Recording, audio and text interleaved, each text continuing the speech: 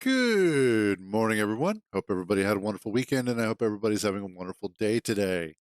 So we're back. We are back in Space Engineers. It's been something that has been much requested. I took my time away for a while, kind of explore some other games, have some fun, especially because with Factorio having come out in October with its DLC, I wanted to explore that for a while, and it was a nice change of pace. Get away from Space Engineers for a little while, kind of recoup some creative energy before jumping back into it. I should have gotten more water before I started. Oh well. But here we are. Brand new game. Currently, it is fairly close to vanilla. It does have some mods. Primarily, it's quality of life stuff, our usual quieter tools, no sparks, the Norca HUD, as well as shorter grass, that sort of stuff. Nothing that is going to be super game changing. The other thing that it has is that I did go ahead and add the modular encounters as well as the Ember and Parallax factions. I figured that would kind of spice things up a little bit, but no weapon core, no extra blocks or anything like that. It is, like I said, fairly vanilla. I figured this would be a good challenge to get back into it, but also keep things kind of exciting. So that's what we're going to go with. However, we need a starting zone. And currently, I don't know what to go with yet. I recently started a playthrough where I was on the alien planet, but let's see. Mars, I'm looking for one.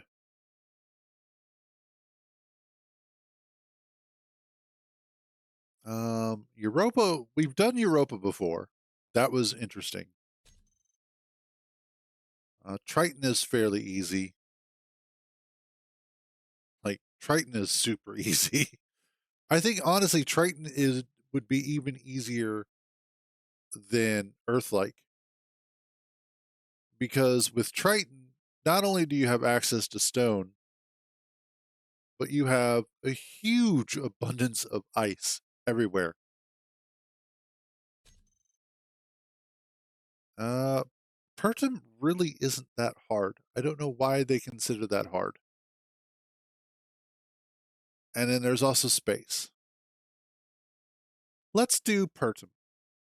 I haven't done Pertum in a while.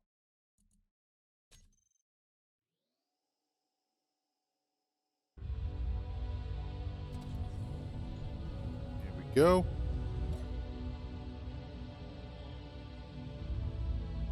Oh, whoops.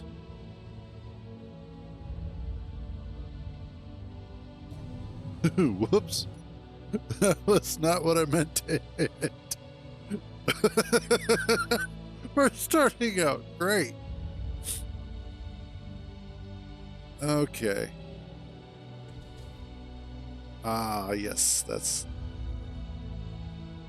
actually a pretty good angle to be at. Okay. Let's let her settle a little bit. Switch. There we go. Okay, that music is really loud. Audio. Let's turn that down a bit. Okay.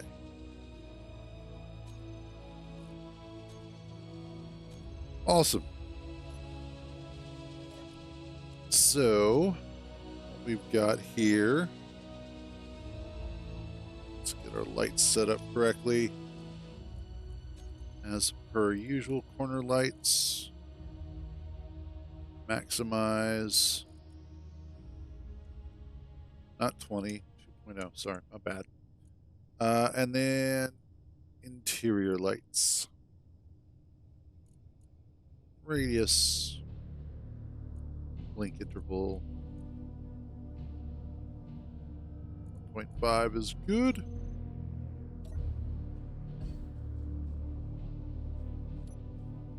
And there we are. All right. Clear up our bar.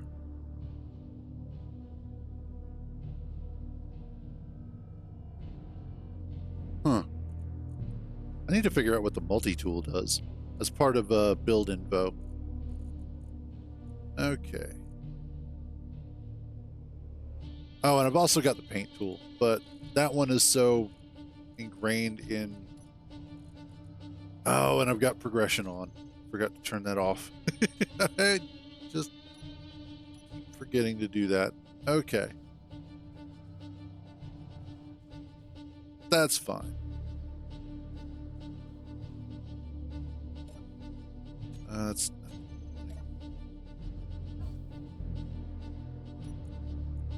Okay.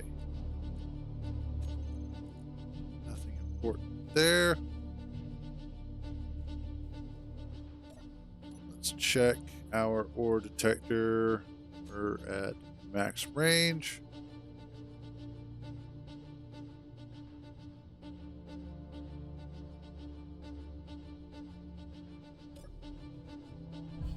I can never remember. Is the... Actually, what I need... What I need is...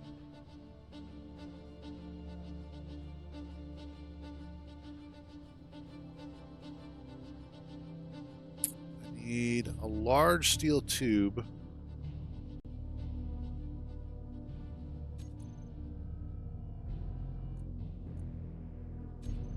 The reason why I need one is so that I can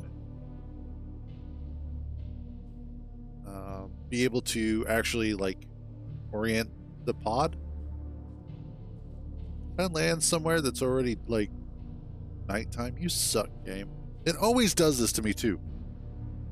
Like 90% of the time when I land, it always drops me where it's going to be nighttime soon.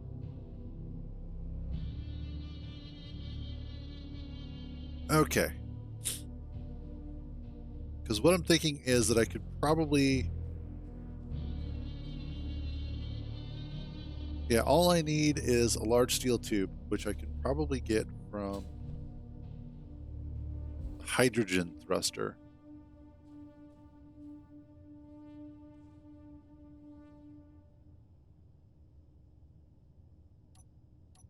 There we go.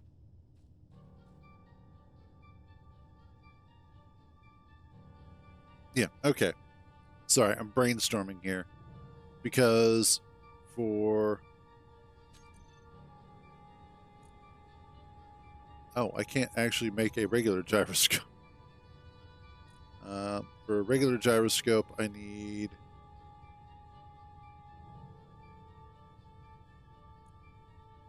Wow, okay, I need to do landing gear.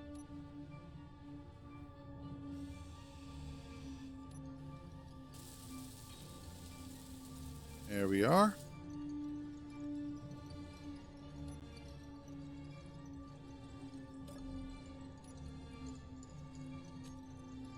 Antenna off, beacon off. Turn my antenna off.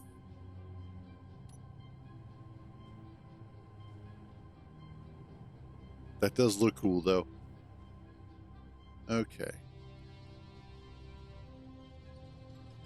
Pretty sure I turned the beacon off. Oh no, it was already off. That's right.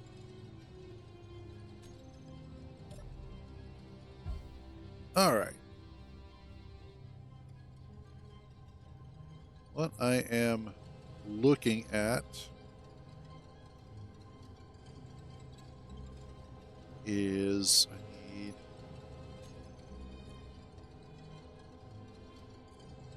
Can't make one of those.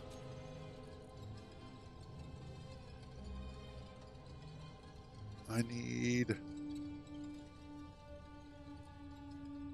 Okay, now I should be able to...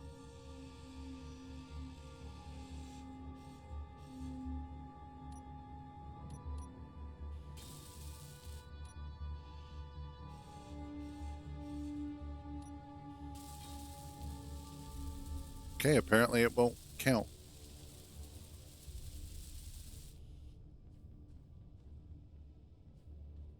I don't want to I don't want to cut the chair out because I actually need it, but all right. Oh, nope. Okay, we're good. I should.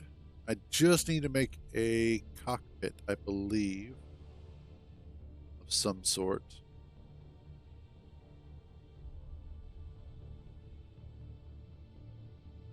And then I can unlock the gyroscope. Hydrogen.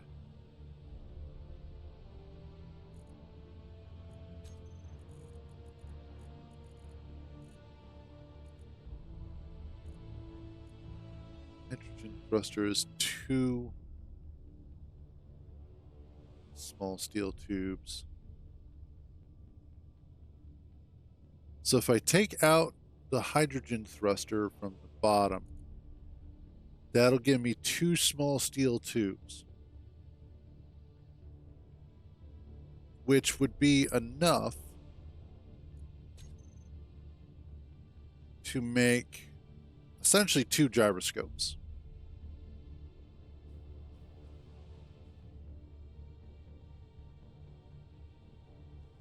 And then I should be able to use that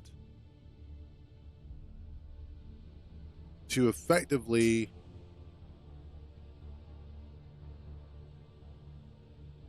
oof. The problem is that I won't be able to make a cockpit so that I can unlock them. So I have 2 options. I can either go ahead and disable progression, or we just go ahead and we start doing our small base.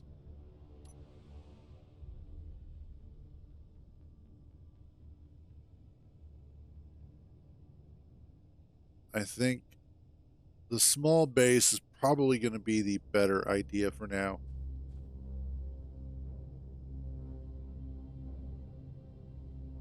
Yeah. Because at least with progression on, we have something that we're building towards. So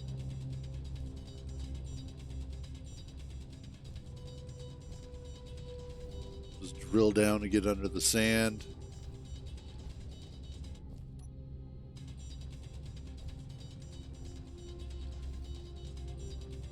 Eventually get under the sand. Hello, stone.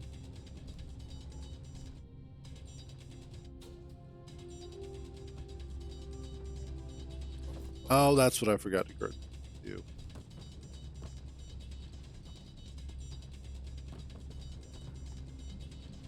Okay, I'm gonna have to. Well, you know what? It doesn't matter. I'll worry about it later. The usual auto ore pickup I don't have enabled right now.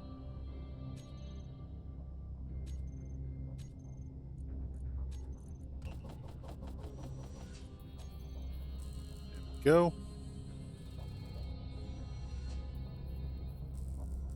Oh yeah, there we go. Forgot Pertum actually has a little bit of an atmosphere. And is generally not too bad. That's why I don't consider Pertum to be like a hard planet. I would actually classify it more as a medium difficulty planet.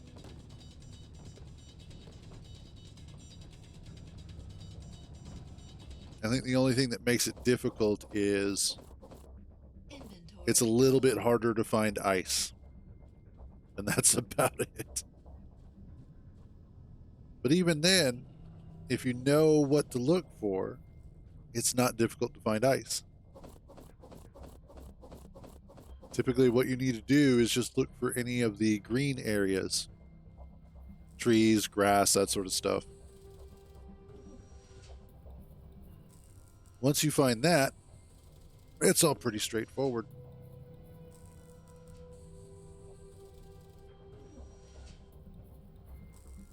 And what do I need for...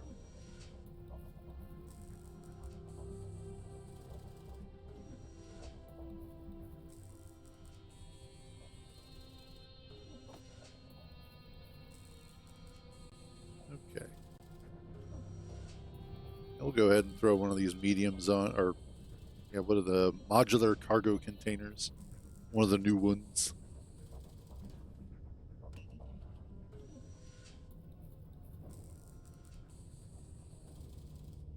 I have another save that I had been working on that was on the alien planet, as I mentioned previously.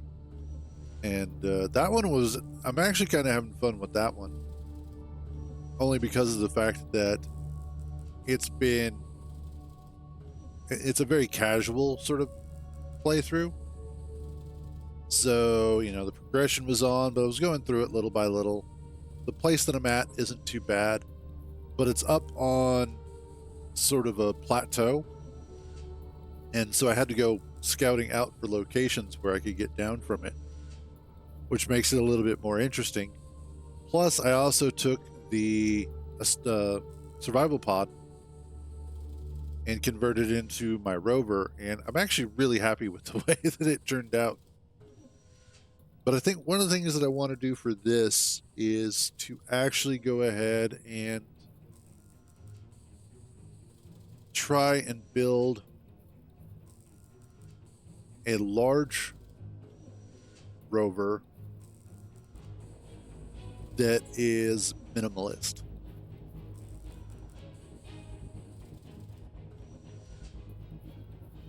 I think that's the direction that I want to go in.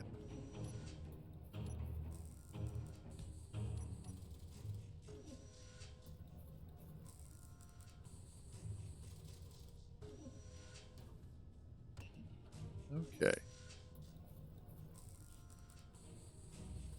Awesome. There we go.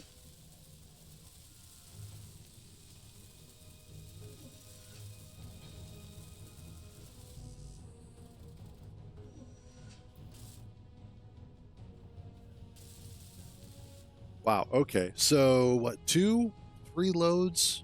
Yeah, that was like 3 loads of stone, and you can build a big ass modular cargo container. All right, I'm sold.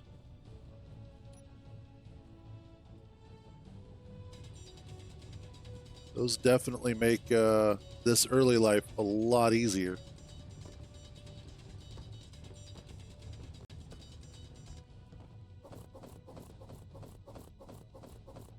Hey, what's up? Yep. I'm returning to space by being on an alien planet.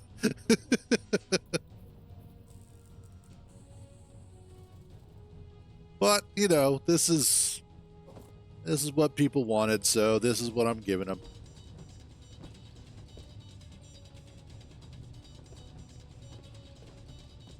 Not to mention the fact that I had reached that point in Factorio where it was like, okay, I've kind of pushed it as far as I can, at least currently. So might as well return. And we've got Space Engineers 2 coming up. So, wow. All right, game, calm down.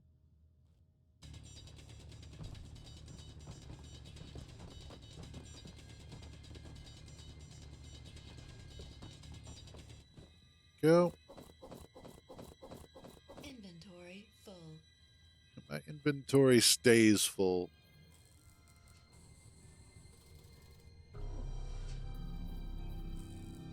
But that's okay.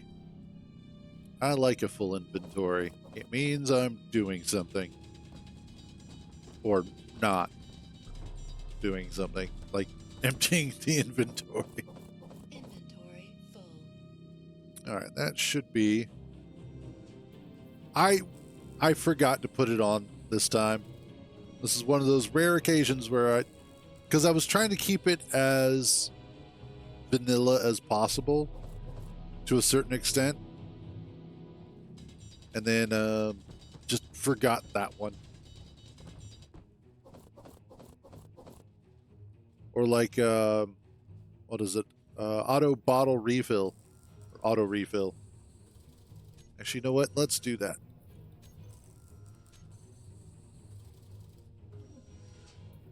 Oh, yeah.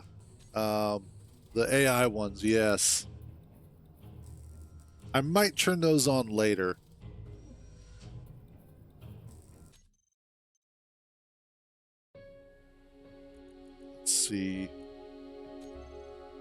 Load.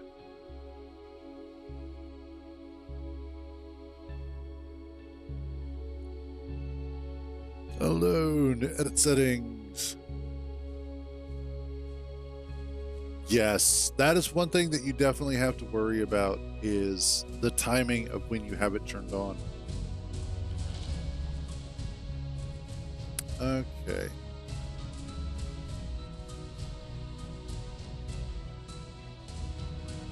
Automatic pour and autofill bottles.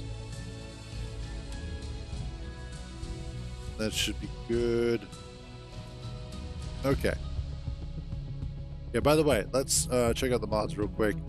So, screen gun can be gone, just kind of cleans up the screen a little bit. Build info, build vision, grass be short. My HUD mods. I do sometimes. There's actually a playthrough for a giant ship that I had that I use it. Holy crap, that music gets even louder when you're in the menu. Hold on a second. Audio. Let's turn that down. There we go.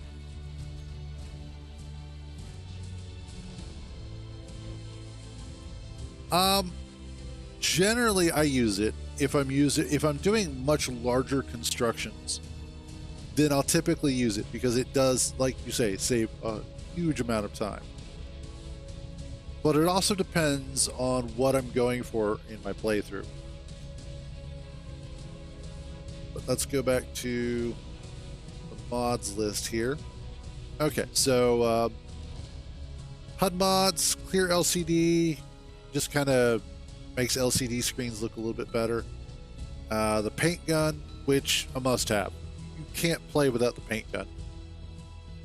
No edges, just makes the blocks look better. I don't like the edges on armor blocks. I don't know why they have them. I think this also, in a way, actually helps increase optimization as well, since it's stuff it doesn't have to render. Let's see, we've got smooth voxels, which just makes the terrain less jagged. No sparks, sneaky sounds. Modular encounters with Ember and Parallax, as well as hostile takeovers, so that I can potentially take over the ships. Then we just added automatic ore pickup and autofill bottles. So pretty straightforward stuff. Small mod list as far as I'm concerned, compared to my usual list.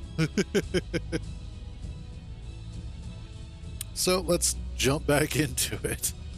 Yeah, the mod list for my SS Revenge play is absolutely huge. Huge.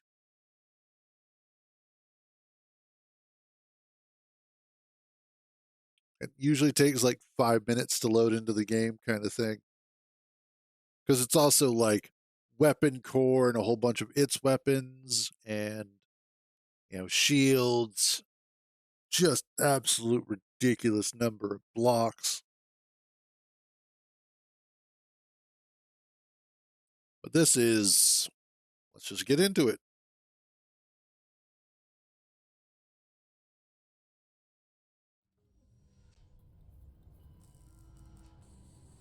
All right.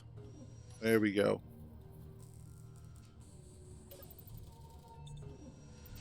That should be better. Let's get some more stone while we're at it. I did leave progression on, so it's still something to work towards. Not that it really matters.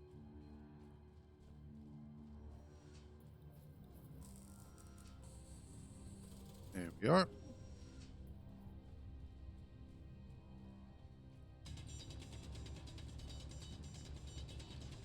Excellent. Deepen this out a little bit.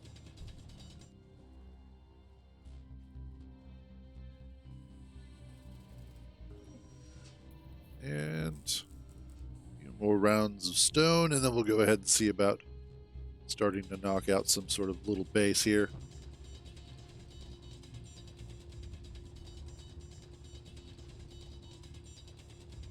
go. This is honestly, this is kind of my favorite part of the game, is when you're just going through and getting started and you don't have much of anything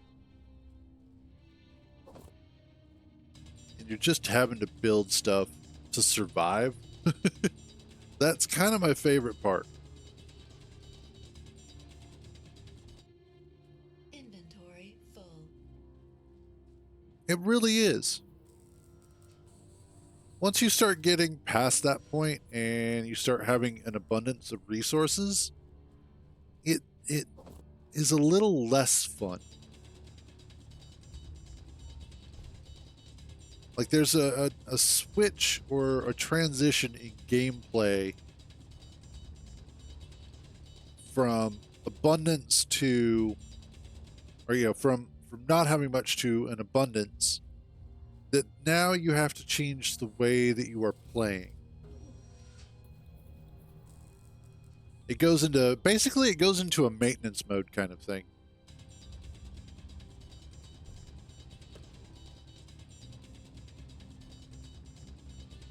Where it's mostly just, I'm attempting to maintain my status quo.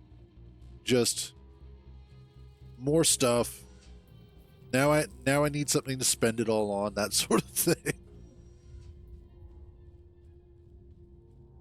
There we go.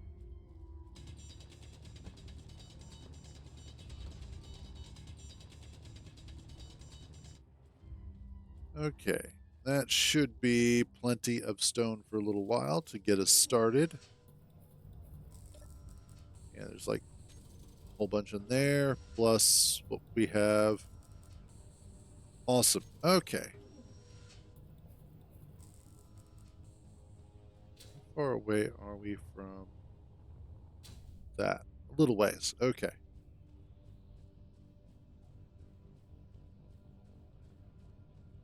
Because what I'm thinking is we could grab you.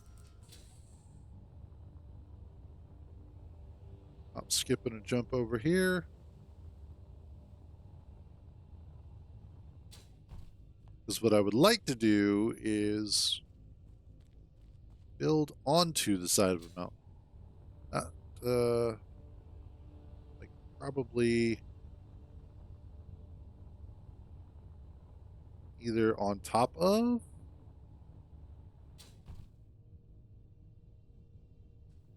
or into. Either one would work. That's about 500 meters away.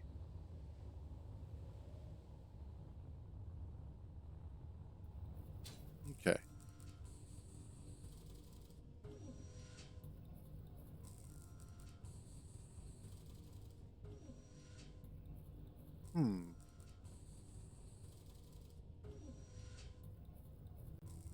I think I have an idea.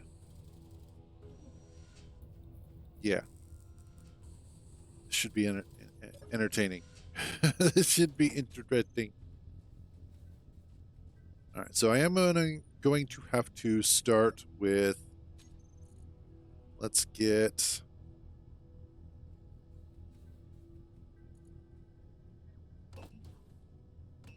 do some of those first because they're going to be cheaper.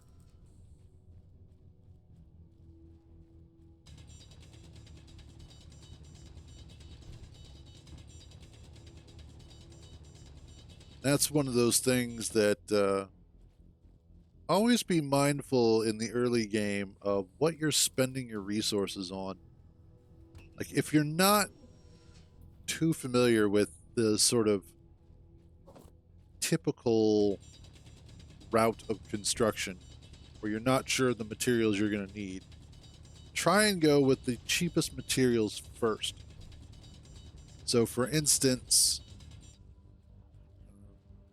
interior plates cost less iron to make than steel plates. Is that what they are, steel plates? Yeah. So it's 7 iron ingots, or 7 units of iron ingots for one steel plate versus 1 unit of iron plate for an interior plate. Yeah, something like that. So in that particular case, when you're starting out and you don't have much of resources, the interior plate, which you use for interior blocks, is going to be cheaper for you.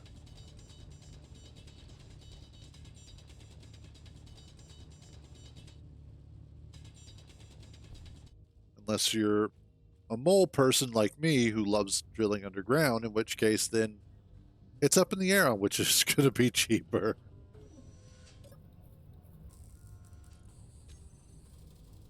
But what I'm going to need first is got those. Awesome. Give me that.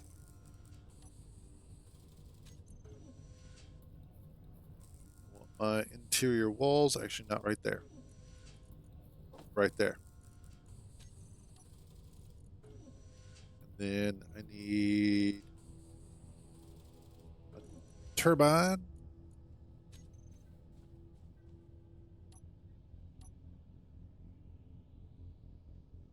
So we'll start off over here-ish, close to my base.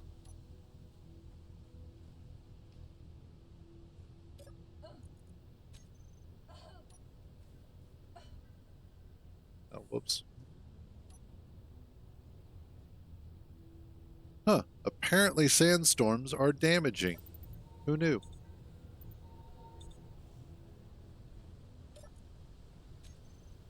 Let's also go ahead and grab a hydrogen bottle because I'm going to need it.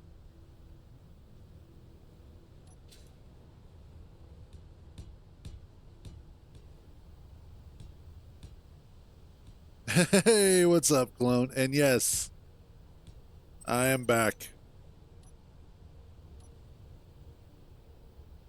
All right, well, we're done playing. We're done playing Space Engineers. We're gonna go hop into Fortnite now. Now, just getting started, so the usual getting a base going kind of thing.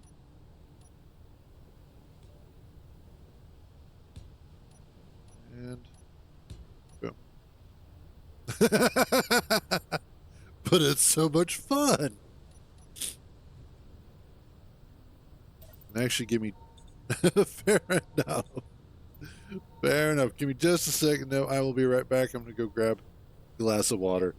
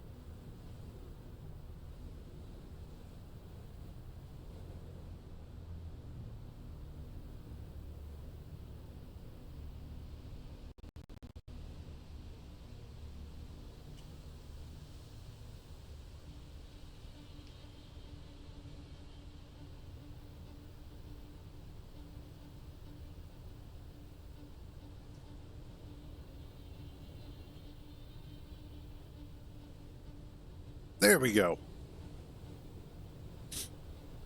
Let's see. Actually, no, I did not. Of course I didn't. Why would I?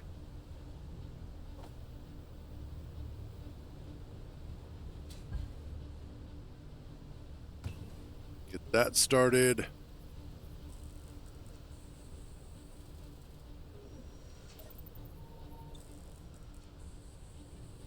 All right. So, one of my sister's coworkers, I don't know if he had actually gone to Dubai or knows somebody from Dubai or whatever, but apparently they sent him this box of baklava, honey baklava, that's supposedly from Dubai. I don't know if it actually is or not. It doesn't matter because it is fucking delicious. But we've been, it's like a whole bunch of different little ones.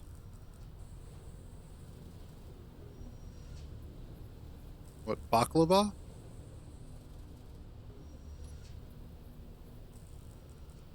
Baklava. Here, let me,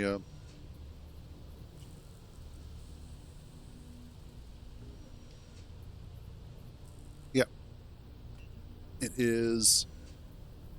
It's basically like a small.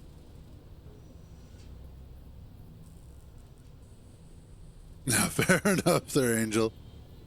Yeah, it's baklava. It's a sweet. It's like a flaky sort of pastry mixed with sugar or honey or something like that.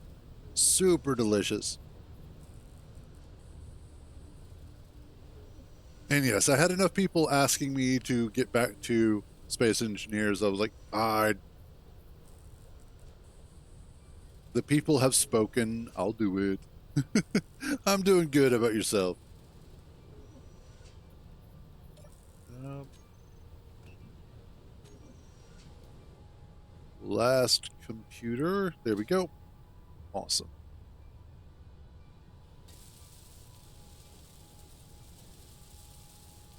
Let's get this going. And there we are.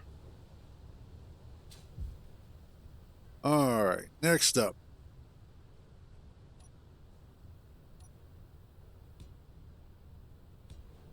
I need. I don't know batteries yet, apparently. Okay. Let's get basic assembler. Need steel plate. Oh, nice. Always a good thing. Also, Happy New Year to yourself as well. Hopefully, it stays a Happy New Year. I think it should stay a Happy New Year for everybody.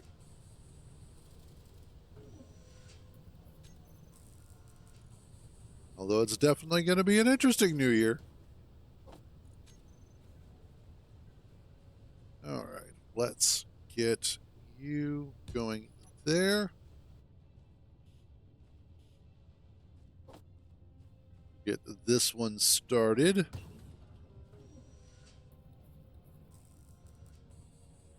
It feels like I'm either close to the North or South Pole.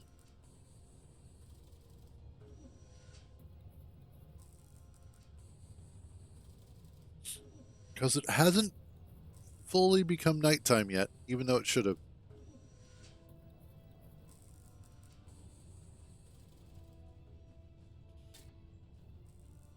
Also, let's drop off my hydrogen bottle.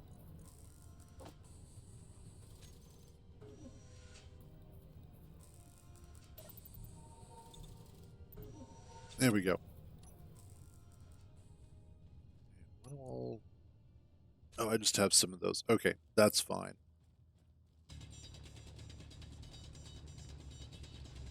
Grab some more of this.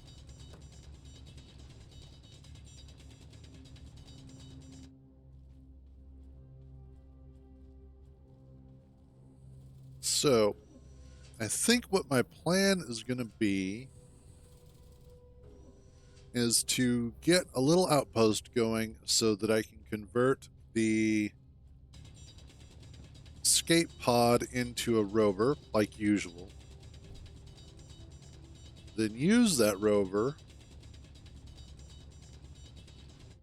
Actually, you know what? No, we're gonna make a standalone rover, and from there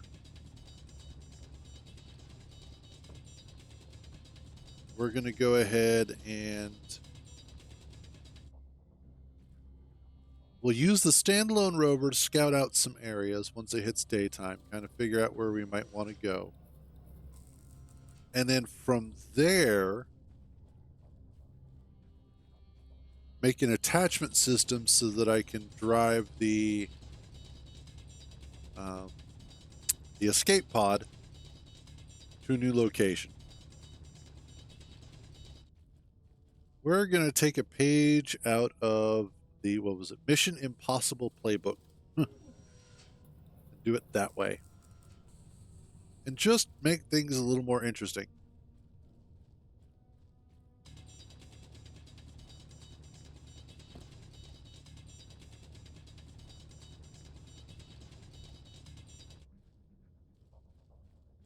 There we go.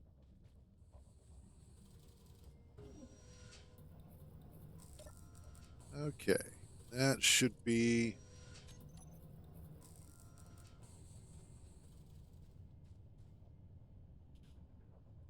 I had thought about that initially, but I don't. I am so tired of flying vehicles. Honestly, it's the weirdest thing. I always wind up making them, and once you have a flying vehicle, the rest of the game is just like meh. Okay, like it really does make it too easy. So I want to use as much ground vehicle as possible.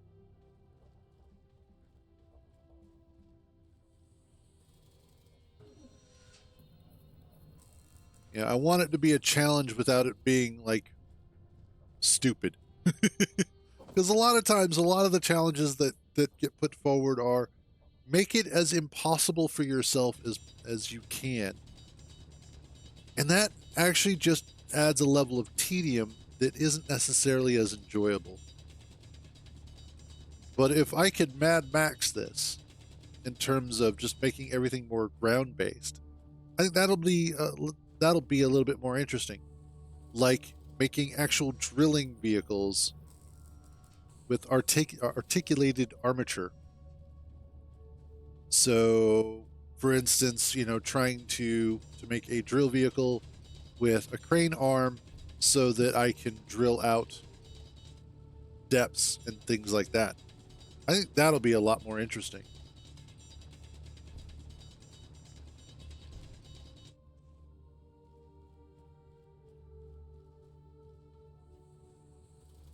And especially considering the fact that we've got air-based threats that are going to be a problem.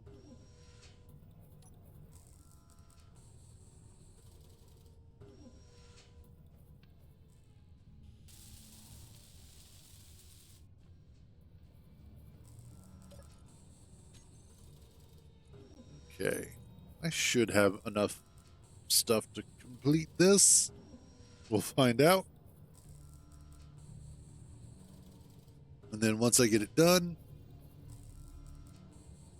then I can go ahead and see about getting a battery installed.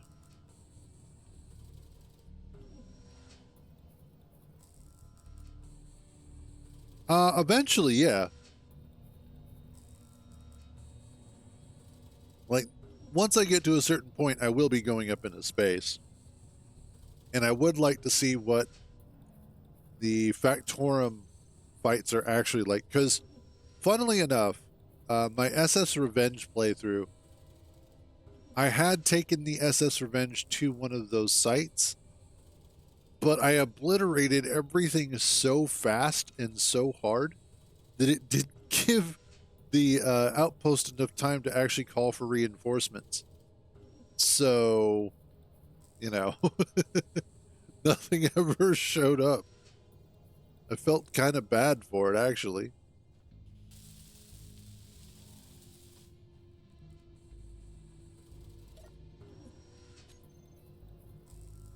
Oh, goody. Almost there.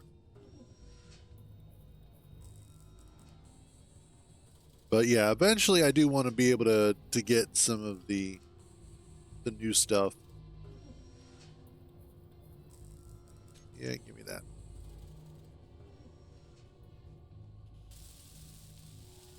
Just need more computers. Ain't that the truth? I was actually talking to my mom last night. Probably. But I was talking to my mom last night.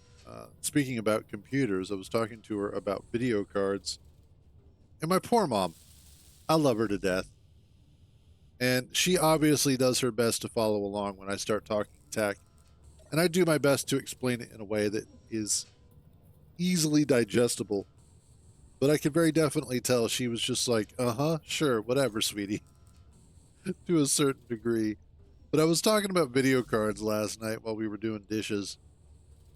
And it got me to thinking about the fact that when you look at technology as a whole, it really is an alien language for a lot of people.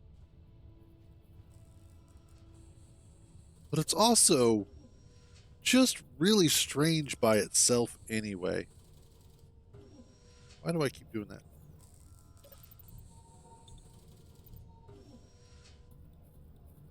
But one of the things that's also interesting to me is how the landscape has changed. How it used to be 10 years ago that most companies were chasing after gamers. Uh, PC part people were like, we want to sell to gamers. Gamers are where it's at. Shouldn't do what? Are you calling my mom a rock? Because if so, that's fucked up. Funny, but fucked up.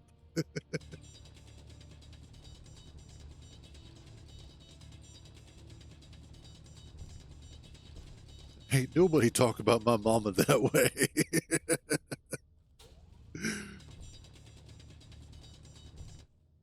but but yeah, like so, like I said, 10 years ago it was all about gamers. Now, fast forward to the whole AI boom. And that's all these companies want to do is sell to people, sell to corporations that are doing AI stuff. AI and Bitcoin mining, blockchain, all that stuff. They're looking to sell to buzzwords. And it's like, the problem with that is that eventually that market is going to dry up as well. And what's going to wind up happening? No. I see. Gotcha. Okay. Now it makes more sense.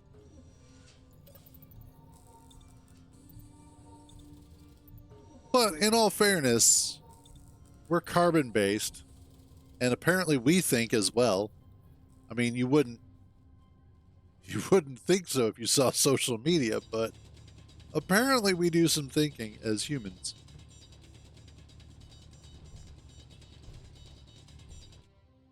But what I find interesting is that with this constant push for AI, what's going to wind up happening is that eventually they're going to, technically, we think, technically we do. But what's going to wind up happening is that you are going to find that it will boom for a little while, and then it's going to dry out because they will have reached kind of a plateau. And this happens all the time in tech, and they never learn from it because they're always chasing the corporate angle. They're always chasing the dollar. And that's fine and good for short bursts. And so far, it's made them a lot of money. NVIDIA is now worth $3 trillion. So, was it trillion or billion? I think it's just billion. Yeah. Either way, they're worth a lot of money right now. And that's great for them. But the problem is that there will eventually be a point where that well dries up. And now you're stuck with, okay, well, we've been chasing this for so long. Now it's gone. We're losing a whole bunch of money. We have to pivot again.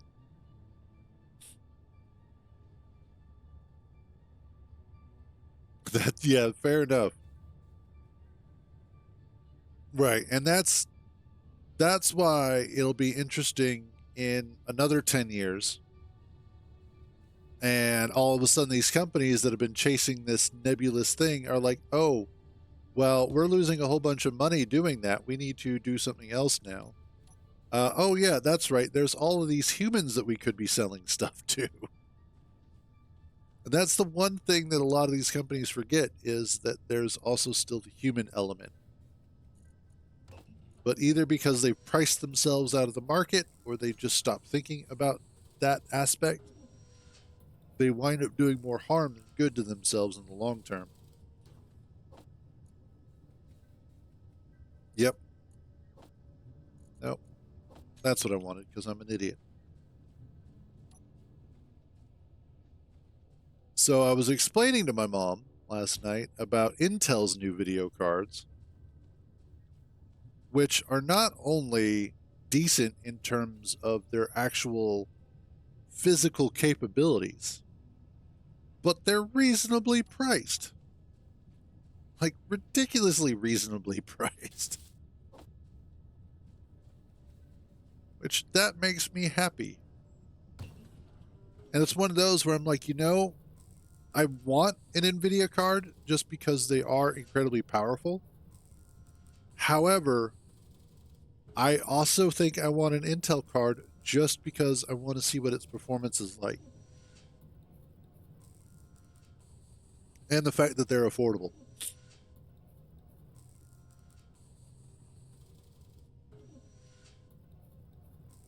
Like I genuinely hope Intel is able to push deeper into the video card market.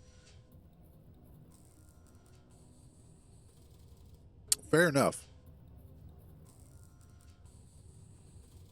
But I really hope that they are able to make a dent in the video card market and actually start competing to, well, and really they are competing against AMD at the moment. And primarily they are competing against AMD because they're the only two sort of consumer level video cards that are affordable, that are still decently powered. That's one of the big key components right now in the hardware market is the value per dollar. And unfortunately, I think Intel lost sight of that with their processors. Inventory full. And it's been biting them in the ass ever since because AMD is absolutely beating them in that market. Like Intel processors are good, but they're expensive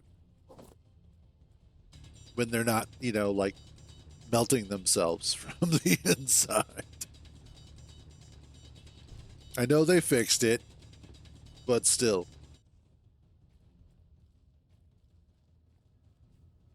So it's one of those that the next few years of the hardware market are going to be fun.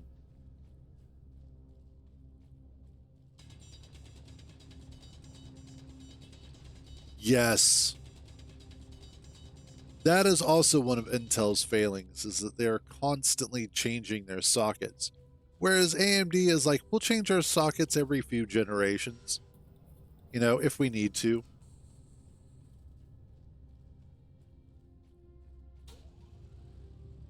Like, The last processor that I had, the last computer that I had, was I think it was like a first or second gen i7. There you go. That's a good way to do it too. But it was like a first or second gen i7, and it lasted for a good long while. Lasted way longer than it had any right to. And then went to AMD because it was just more affordable, but I'd been hearing good things about it. And I've had it now for the past 4 years, and it's been a great processor. It has done its job. The only thing that's currently holding me back is my video card. Got an old 1070, not even a 1070 Ti, just a regular 1070.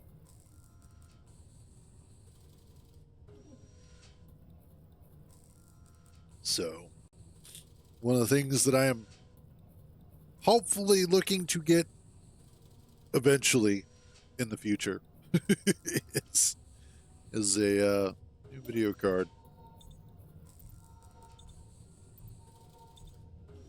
All right, let's see where we're at.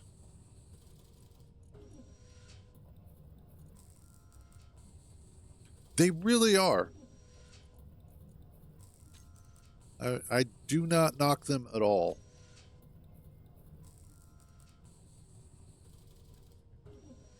Well, unfortunately, as I have found out over the years, in order to be able to spend money on technology, you have to have money to spend on technology. And that's my key problem right now is not having the money to spend on it.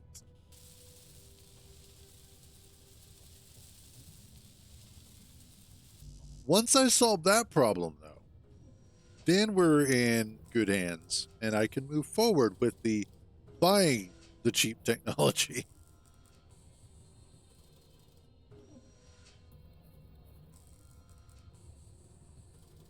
Almost there. Just need motors and computers.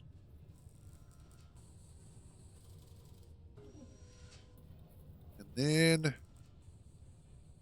I have no idea how much power this is currently generating. Wind turbine is currently outputting 1 kilowatt of power. Okay.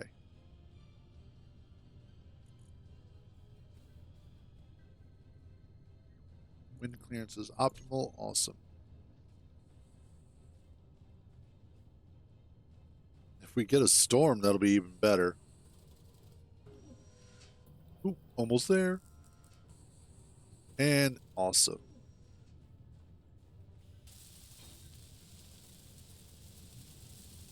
There we go. So, next thing's next. I need a battery.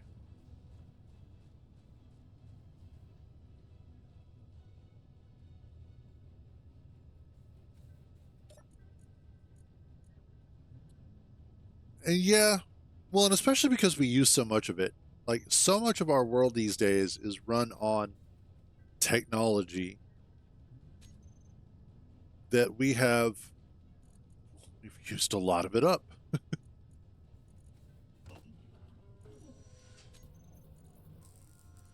Now, hopefully, we find new ways of doing things in the future that don't necessarily make it obsolete so much as just reduce our reliance on it. There we go. And that's prototech. That's the word I can never seem to remember. Yeah, because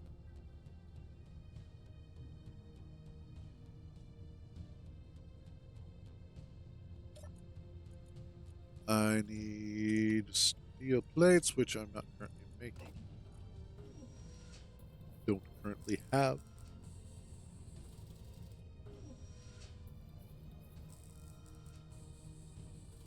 Give me the steel. Awesome. Hello, battery.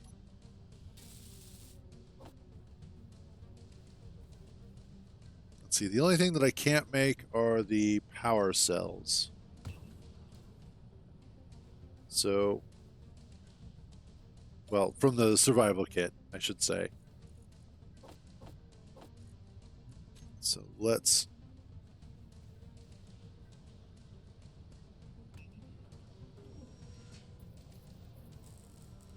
Yeah, eventually I will.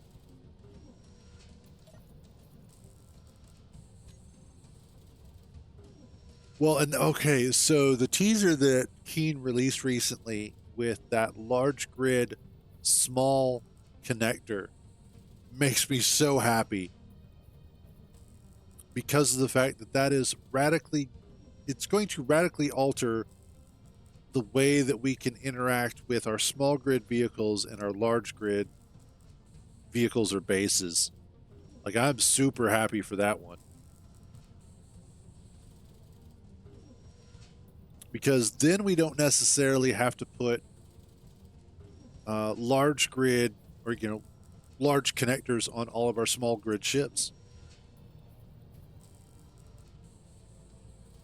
Yeah, I know. I will often use, and it doesn't even have to be an advanced rotor. You can just use a regular rotor. But in this particular case, I'm not too worried about that. There we go. I figure it might as well just go ahead and get this done. We're here, we've got the stuff. Let's do it! Well, that is doing its thing.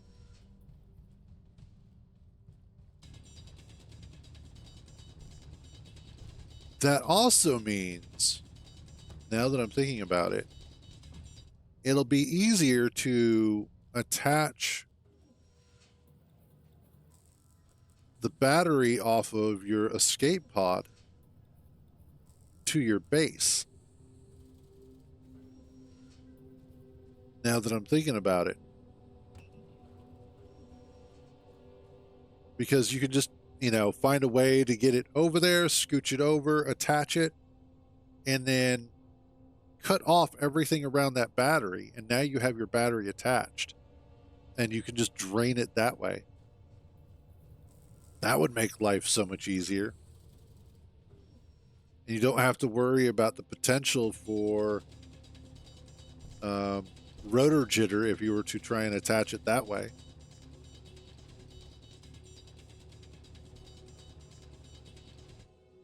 Because how many times have we used a rotor to attach something and it jittered just a little bit too much and then it exploded? All the times that I have exploded something because of that. Because a good old clang.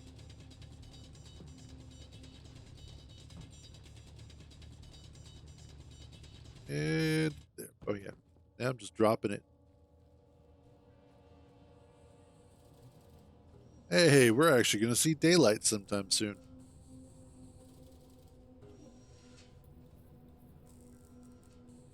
It should be fun.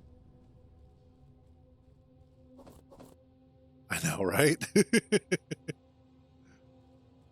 I never have weird accidents like that because I am awesome and perfect. And I sold my soul to the space engineer's devil.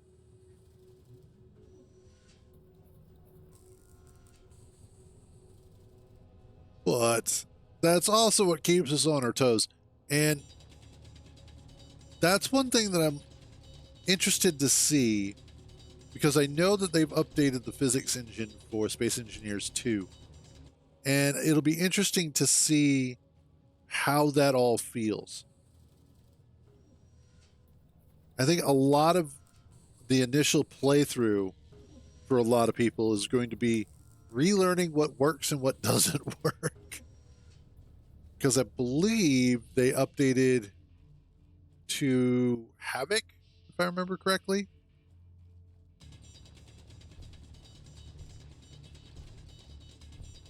But I'm really looking forward to Space Engineers 2. As much as I love the original. That's true. That's why I do have the modular container on there, because it's cheap and a little bit better than just mounting two mediums.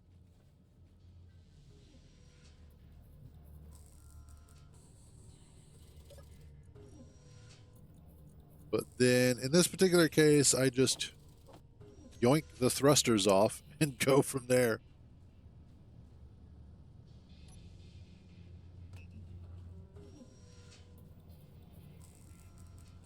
And,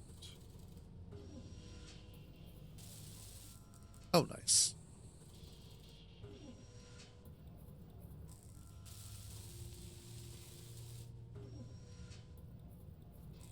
You there yet? Almost.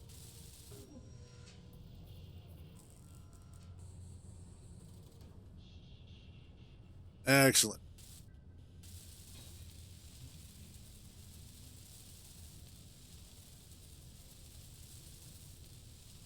Yep. And again, since in this particular case I'm going for a more ground based build, that's kind of what I want to do. So we will yank these off here because I don't need them.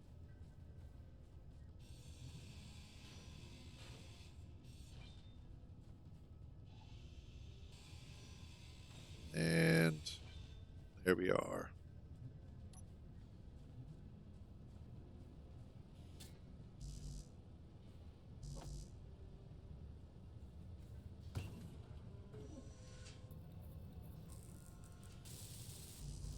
Let's see.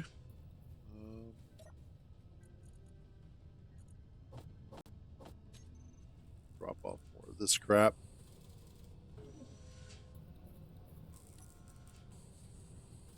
Awesome. Always small steel tubes. Always. Yeah, so for this playthrough, as I mentioned previously, the idea is to do this not that I'm aware of. I think that it's going to be fairly similar. Inventory full. I think it's one of those that it's like they're following the same basic blueprint. But again, they haven't mentioned anything else.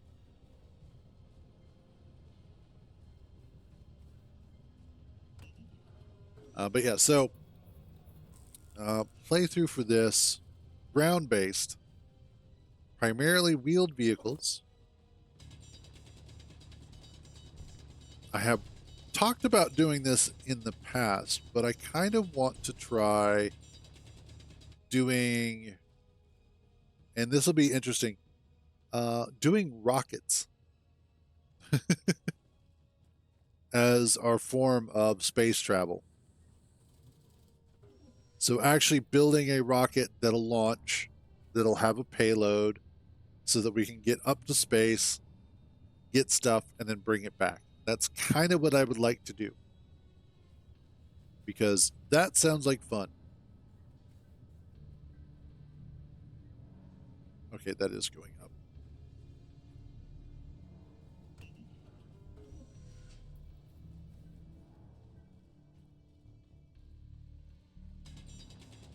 I think it'll be interesting to not go the typical spaceship route, or if I do, to build it modularly. Maybe start by building a space station piecemeal. That was the other thing, is I actually reduced the density of asteroids. So asteroids are not at lowest, they're just at lower. So that means that there should be more space between them, and also require that I do a little bit more work where they are utilized. Excellent. There we go.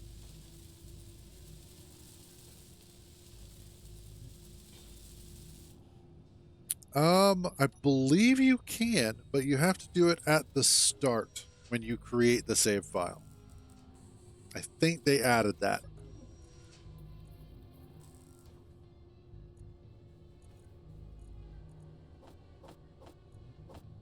There we are.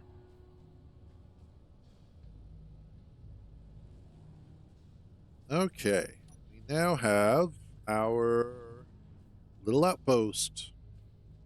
The little outpost that could. So let's get some more stone here.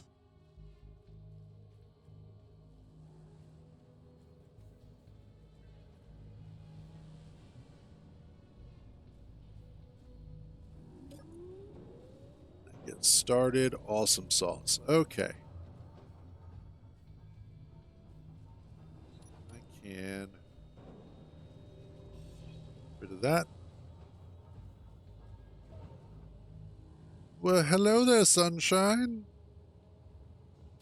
Glad you could finally join us.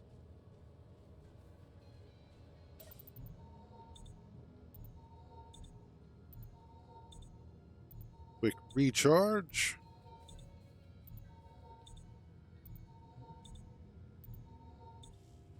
All right.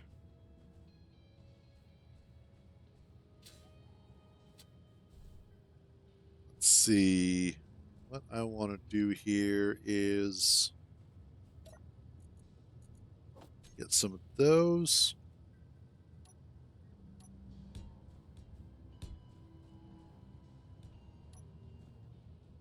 And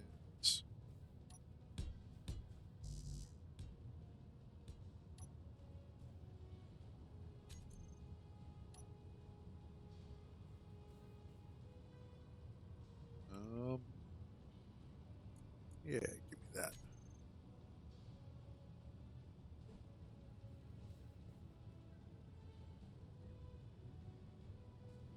I can put you there.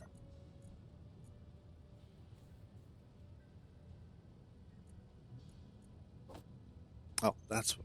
Okay. You there.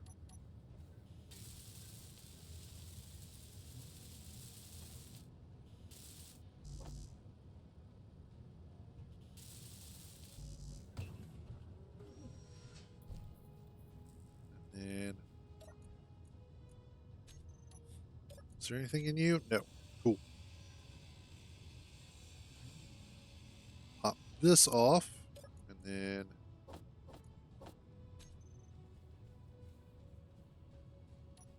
empty out. Awesome. The only thing that I can't make are those because I don't have any silver. Make sure there's nothing left in there.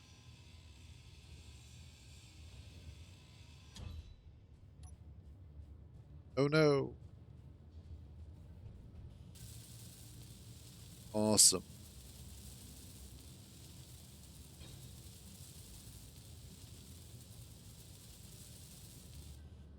There we go.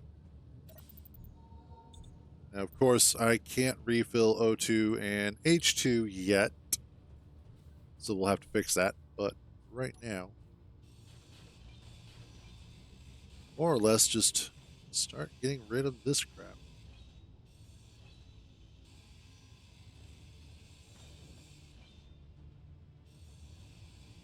And there.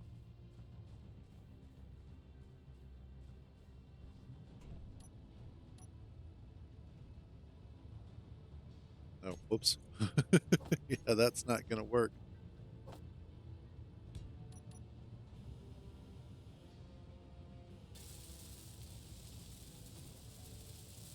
And I just need 20 small steel tubes. As usual, small steel tubes.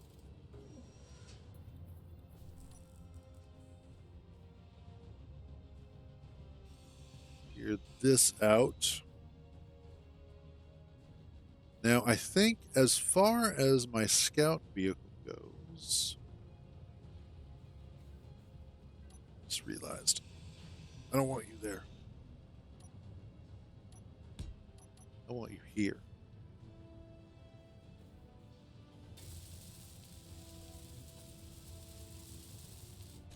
Also, don't need that. Exquisite. All right, next. Let's pull out what ice I have just to make life a little bit easier when I start fully grinding everything down.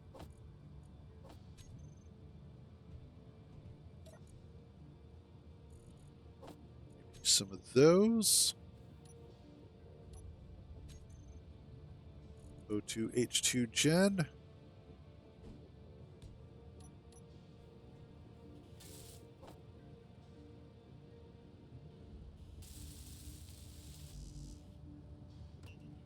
And there.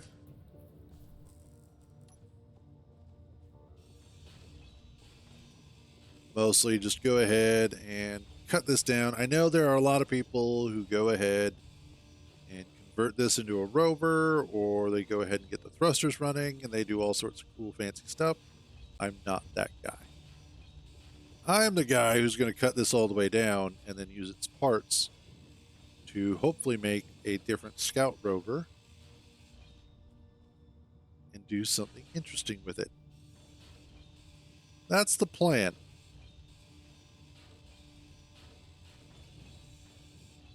There we go. Antenna, you're mine now.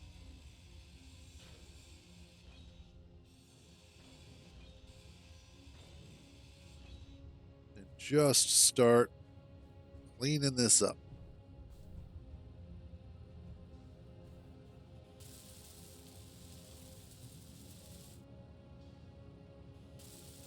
Oh, I'm down one plate. That's okay. Production. Ooh. There we go. Now we got some O2H2 going.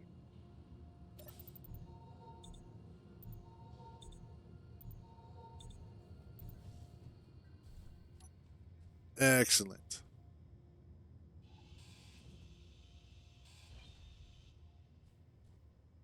And yes, I am probably going to wind up wasting this battery. It is what it is. Likes to complain that it's going to get deleted anyway. So we might as well delete it.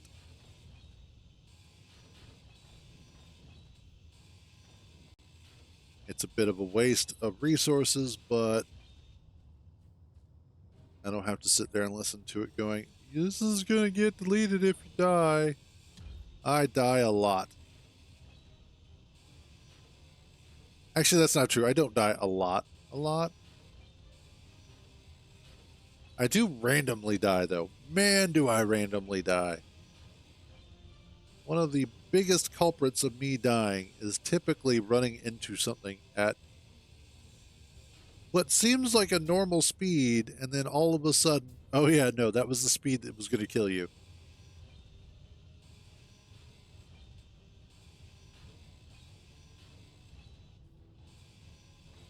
It's like, but I was walking. How did that kill me?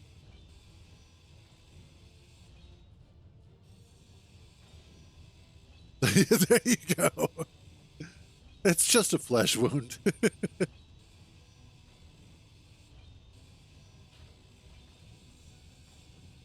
It's also kind of cool cutting open the survival pod, the escape pod, especially if you're a newer player, because it gives you a chance to see how it was constructed, what all parts are inside of it, that sort of thing. And get an idea as to ways that you can construct your own ships and such. Let me get that.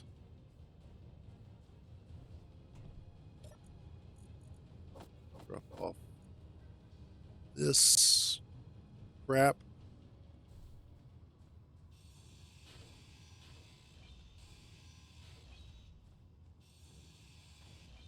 the first thing that I'll need to do once I build my scout is figure out where some stuff is. Well, as far as I know, that is one of the things that's on their radar as far as what they want to work on. I have a feeling that Space Engineers 2 may very well kind of push in a direction that is similar to Empyrean.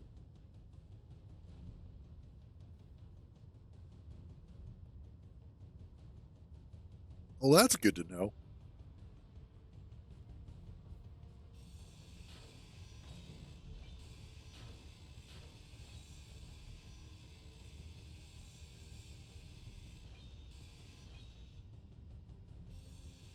Yeah, it's probably been a few months since the last time I played Empyrean.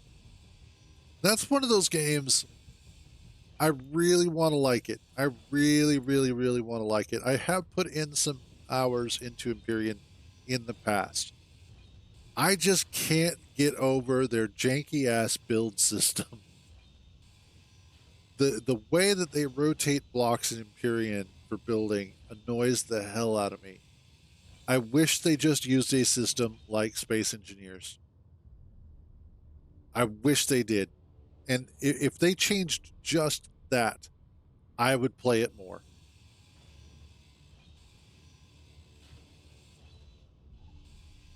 But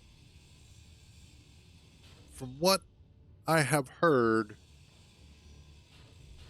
they have a very,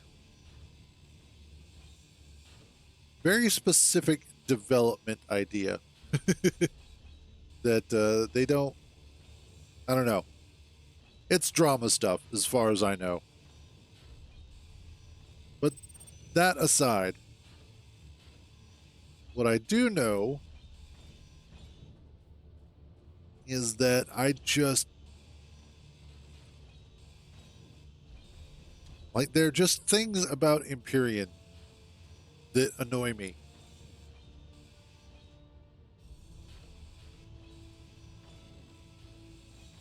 It's a good game in its own right, and anybody who enjoys it is more than welcome to. I just know that I find it an incredibly frustrating experience every time I try and play it. I will say, though, that one of the things that they do get right is that they do have NPCs. They do have an interactive sort of world and environment that's going on. So there is that. And from what I've heard and from the videos that I've seen, that is something that Keen is looking to do, is to give us NPCs and AI. I think that's why they have been mentioning their good AI stuff that they're also working on, because they are probably looking to tie the two in together. I don't think it's a coincidence that they keep showing it off. And specifically, they keep showing it off where it concerns Space Engineers 2 announcements.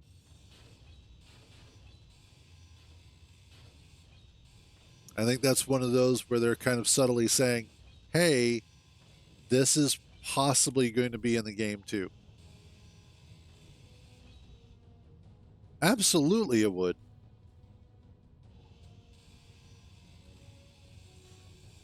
Like, there are so many interesting starts that we could get out of it. Hell, I would absolutely love it if uh, there were more reasons to have a multi-crewed ship, to actually have, people manning guns. I think it would be cool if it was a situation where it's like, hey, let's get 10 of our friends together, get into a ship that we built, and then go fight stuff. That would be fun. I think it would also be hilarious if this game wound up, or if the sequel to this game wound up doing Star Citizen better than Star Citizen. There we go. All right, we are all set. That is a rover evaporated. Aw. All that's left are the fading footprints of what had once been. Anyway, let's go ahead, grab a little bit more stone, and then get started on our rover.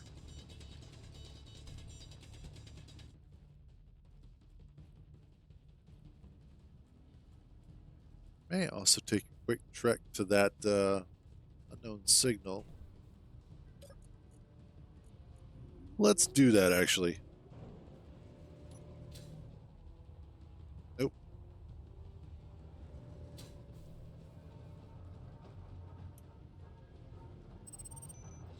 There. I'm not sure I like the idea of flying arachnids. That one, ooh, is this? Yes, okay, awesome. We are nice. 90M. Awesome. Okay. Always mark where you find ice.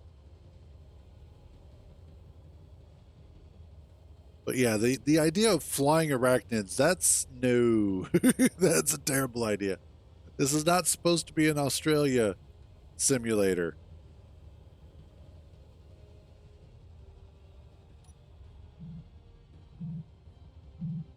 There we go. Button. What do we get? Leopard boots. Again.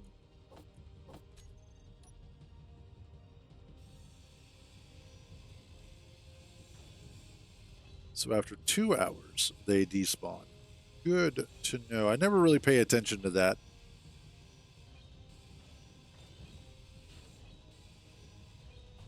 Yeah, give me the button.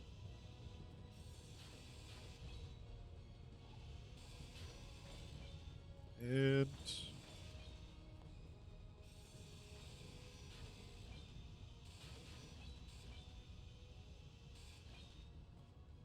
go.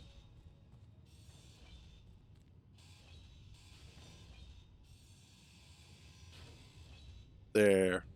All right, time to head back home.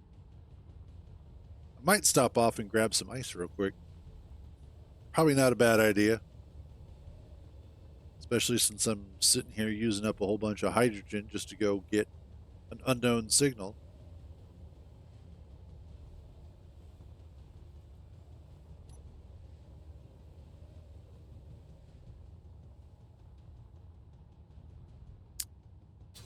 That's a good question. I don't know.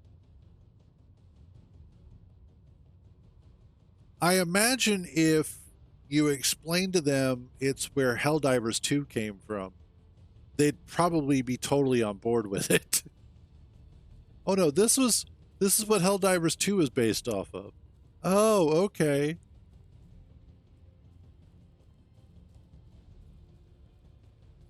Which I think I need to reinstall that game at some point. It's been a little while since I last played. Problem is that I used to play with a couple of friends, and unfortunately, I don't talk to them anymore. Makes me a little bit sad, but, you know, people move on. They've got other stuff to do. I miss the glory days of the original Planet Side. That was where I was from. Those were good days.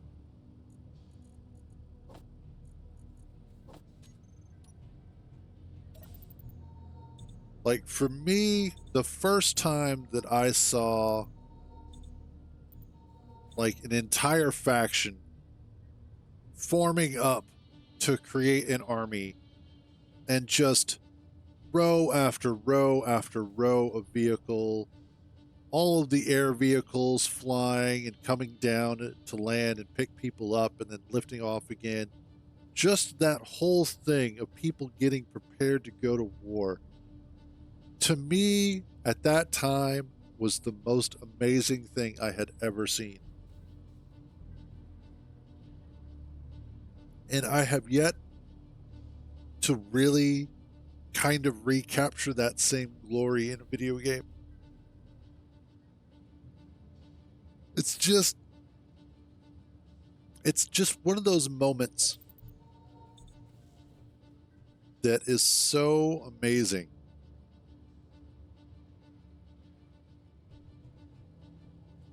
Okay. Got ice. I need. How are we doing on interior plate? I probably need more. Eventually, I will need more.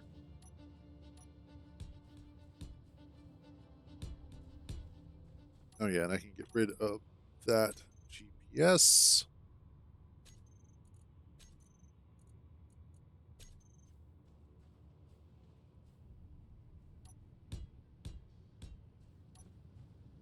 All right. Let's make.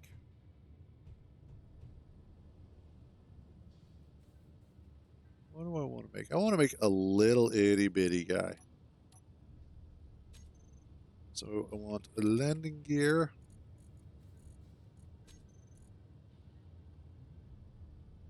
Let's do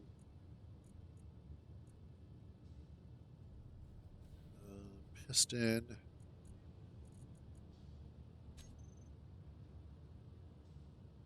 That's true.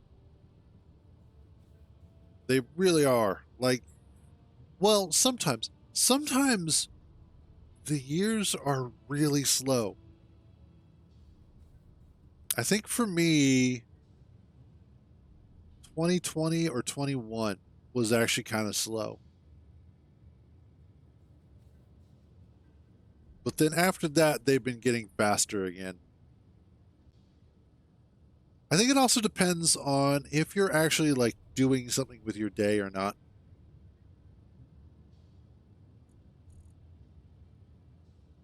Because I know with when I'm streaming, on days that I'm streaming, because I stream Monday through Friday, those days tend to go a little bit quicker. And then sometimes, if I'm not doing anything, like Saturday and Sunday, those 2 days can sometimes feel like they're dragging, which is funny because I don't really do anything otherwise, aside from just, you know, streaming and then occasionally a YouTube video. I want. Let's do.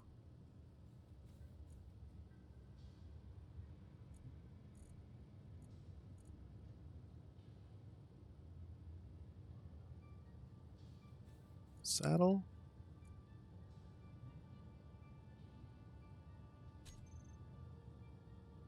Yeah, we'll do a saddle cockpit. I want to do like a little ATV or something like that. See if I can do that.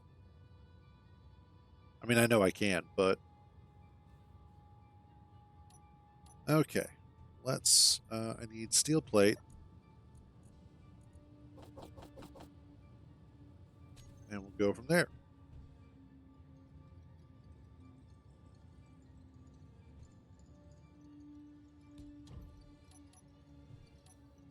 And get tiny battery there. Give me the 2 power cells that I need.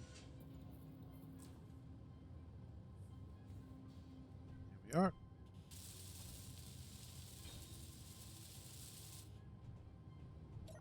And then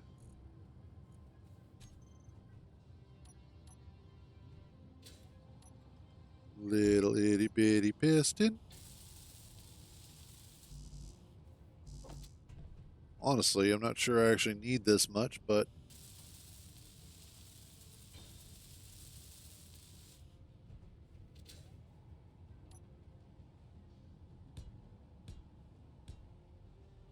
There we go.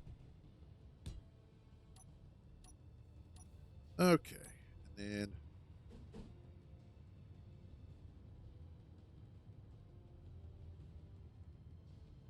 how do I want to set you up? I guess what I could do is battery.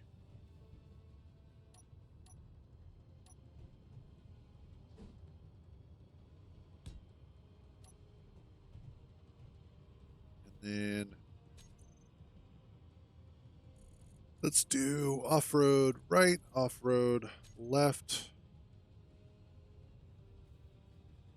Do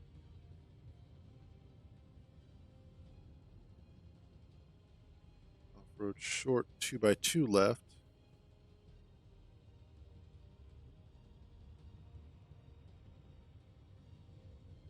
Yeah, there we go.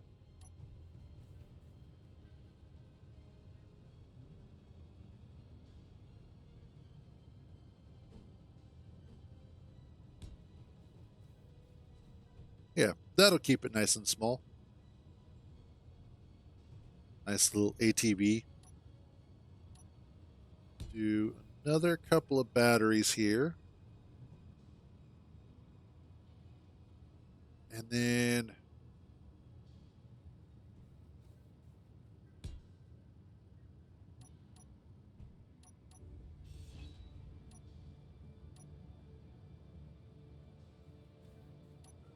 and this and that.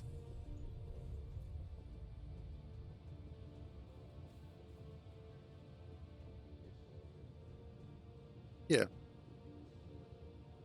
Or do I want to do 3x3s? I think the 3x3s might actually be better.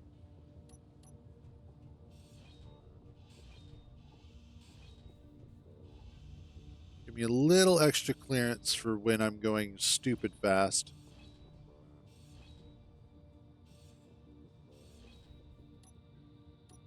So let's go back to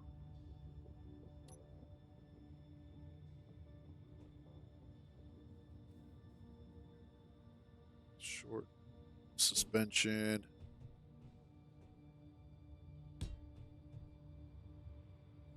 Yeah, I think that's going to be better. I can always do the 5x5s. That'll be entertaining. There we go. Yeah, the 3x3s are going to be a little bit better. And then I will put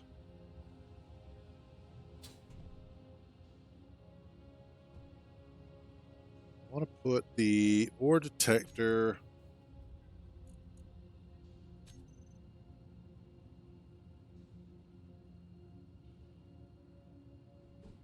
ball. I could put ore detector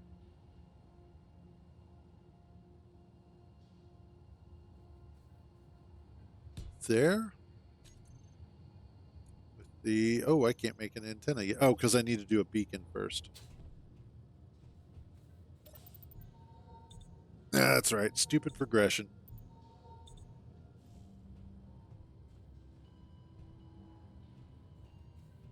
Okay, easy solution. Just make a little beacon right there.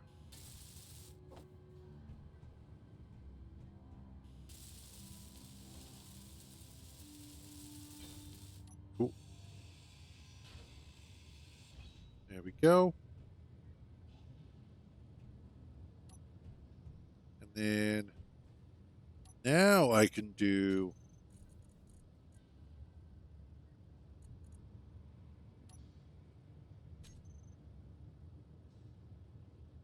oh yeah, just those two. I don't want those two. I want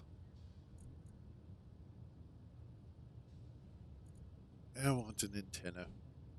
Proper antenna. I should aim you that way. And then extra battery there.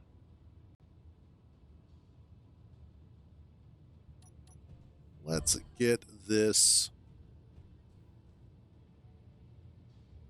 Yeah, because that's gonna be one of my failings is I have no way of charging this up unless I do some sort of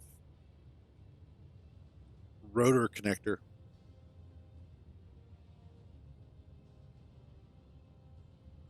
That's okay.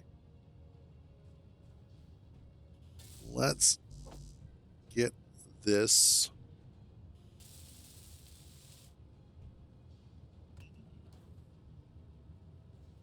Go. So one computer I need.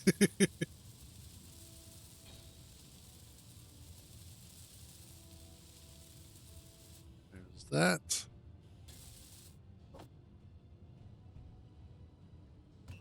We'll get this done up. And actually, here, I need do like 10 of those, and then we'll do like 10 of those.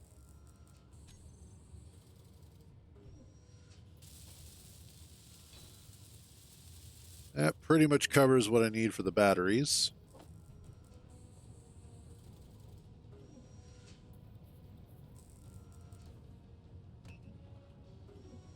There we are. And you know, circling back to what you said there, Slow Rads, for the age of this game, I think what allows it to remain ageless is the fact that they not only maintain it, but the overall design lends itself to a level of simplicity that most other games are constantly striving for photorealism. And instead of photorealism, what Space Engineers did was they went for a style. And that style oftentimes can help a game remain more ageless compared to a lot of the other games that have come out since then. Games that are attempting to look as real as possible. That's why Kerbal Space Program still looks as good as it does. Because it went for a style rather than realism. Now, a lot of games do that. That's why when you look at modern games, games that have come out in the past, let's say 5 years, a few years down the road, and they've already started showing signs that they are an aging title, that they don't necessarily hold up as well as they used to.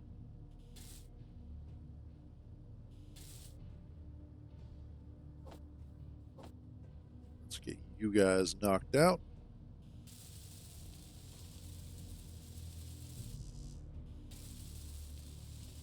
I'll need more of those tubes. Give me 20 of those. And that's one of those things that, like Blizzard, for instance, really did well, is going for style over realism. Because it made their games last longer. They looked more interesting. They had a more artistic look to them.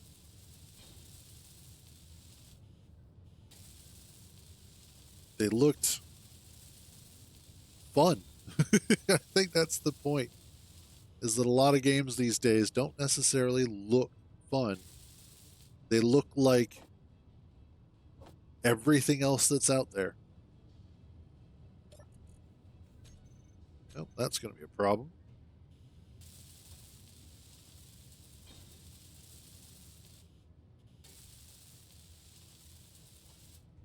All right. We need to do a little bit more mining.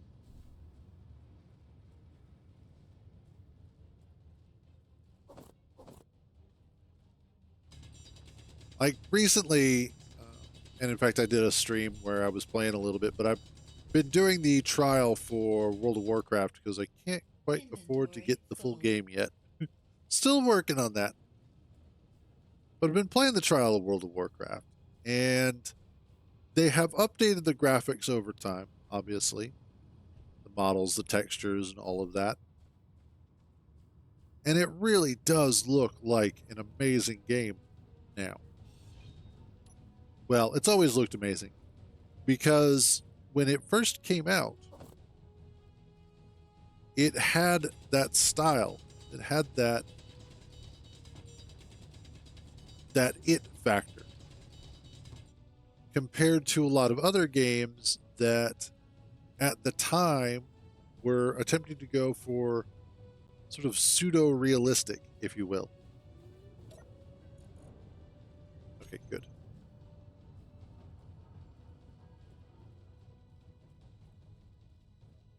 Now, on the flip side, the cinematics department for Blizzard has always been striving for their stylized realism.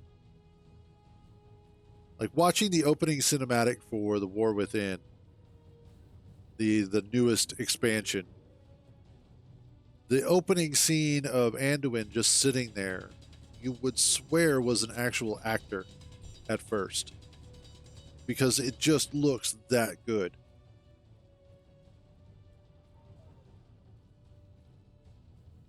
There's been a lot of videos and a lot of talk recently as well about stylized graphics versus realistic. One of the big things that is a talking point has been Marvel Rivals and how that game, with its more stylized graphics, has been woefully more popular than what a lot of modern studios have been attempting to do with their character designs, and demonstrating that what really helps a game become popular, aside from gameplay, because that is another key feature, and that is something that I think a lot of people need to remember, is that we play games because of their gameplay. We do the things because they are fun to do, and I think sometimes development studios tend to forget that. But that aside, it's also, there is an aesthetic component that we wind up connecting to.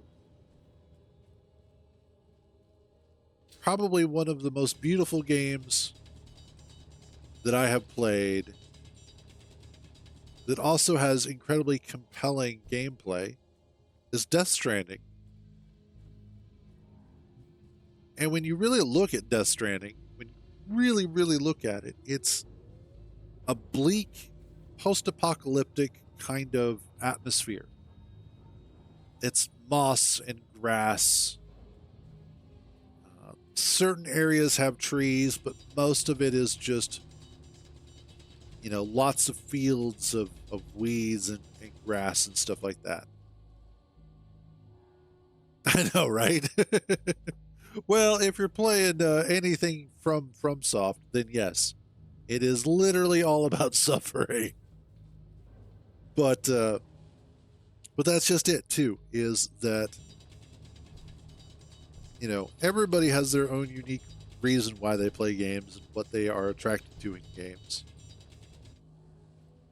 But ultimately, at the end of the day, we have to not only enjoy what we're looking at, but enjoy what we're playing.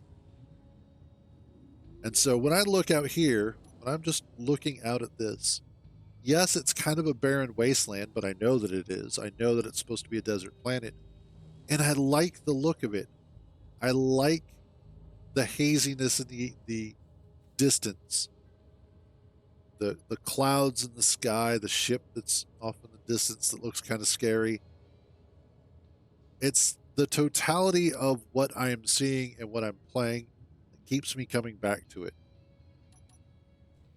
Factorio, great example. The graphics are 2D sprites, but they look fantastic. And coupled with amazing gameplay, no wonder that game continues to sell well. There we go. That should be enough to get our little scout done.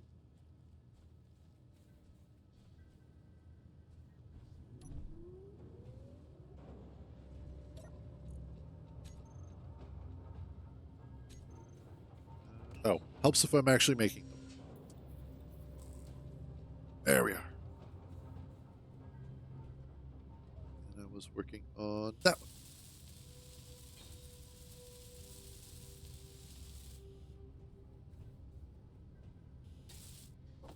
Okay. Get these wheels done. Then we'll go ahead and knock this off of its little post here. See about. I may also go ahead and throw a gyroscope on the back, just to make sure that I have control over it in the air.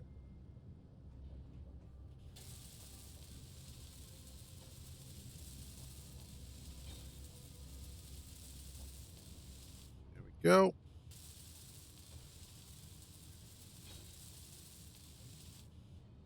And we're all set there. Get our other battery.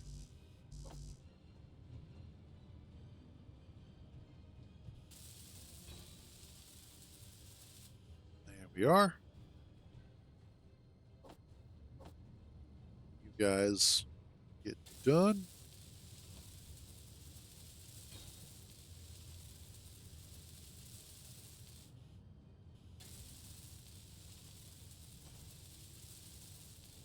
I know, right?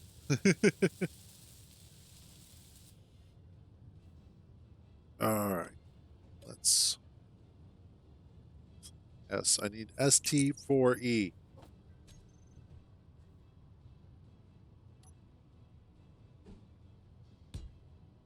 There's that.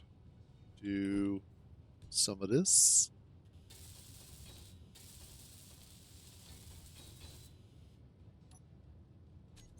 Do I have? I do. Awesome.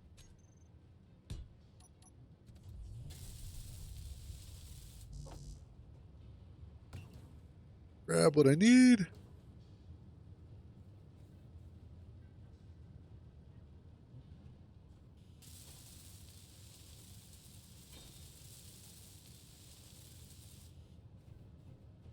Okay. And I want to do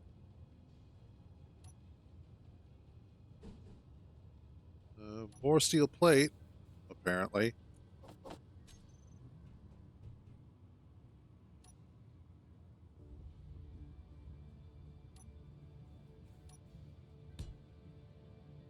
And yeah, we'll do the same thing over here. That's not going to bother me too much at all.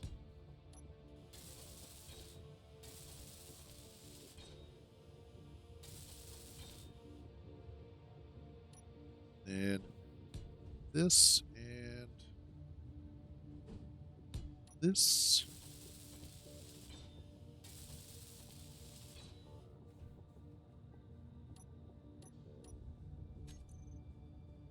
Not spotlight. It's one of the other. There we go. Floodlights. Because floodlights are actually now better than the others, which seems kind of silly, but what are you going to do? There we are.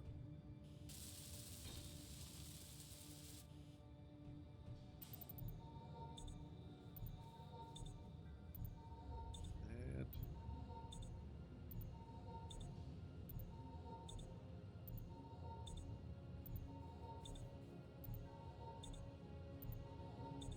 there we go.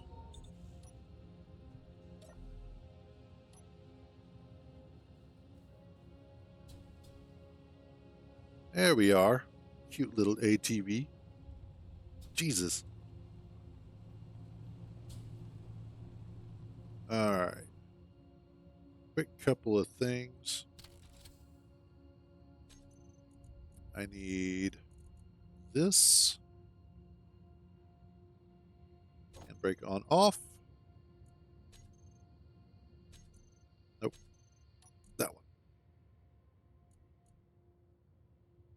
Wheels.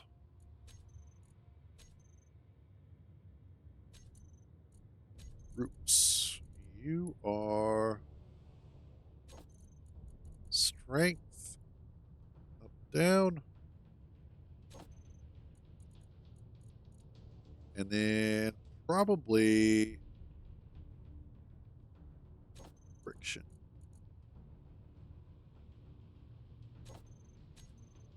Okay. Drop that down to 0. We'll drop our friction down a little bit. Lower friction is usually better as the wheels don't catch on the ground as much and are less likely to cause you to flip over when you're doing stupid shit. Like that.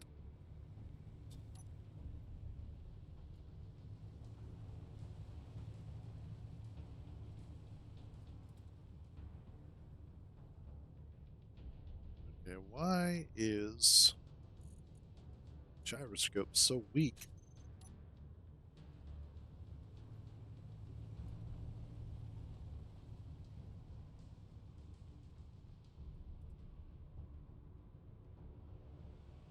Probably do with having this be a little bit longer, I think. Like 1 block longer would have been better.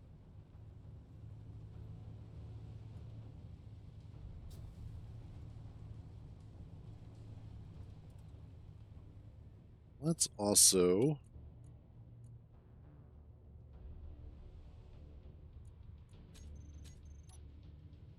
there we go. That should help a bit. That way the whole thing isn't trying to steer. Let's make all of this. Oh yeah, no, that's not working at all. Okay. What do we have over here? Nickel, just nickel, and silicon. You're 500 away. Okay. GPS, nickel. Actually, remember to do nickel, sil. 100 meters. Awesome.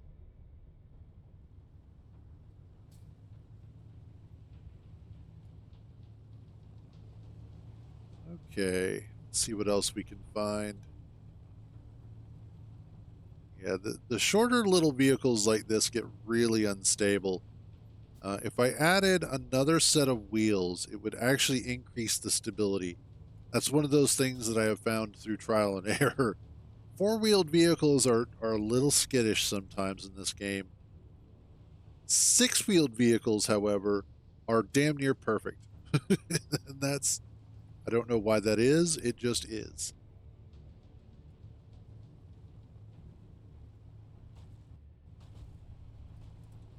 So when we get back, I may go ahead and add another set of wheels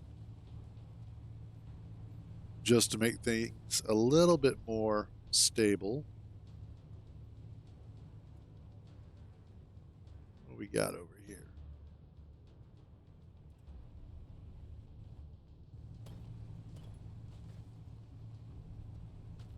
We'll just go ahead and climb on down that mountain. I don't know if we'll be able to get back up, but it doesn't matter. I bet if I increased my friction enough, I could.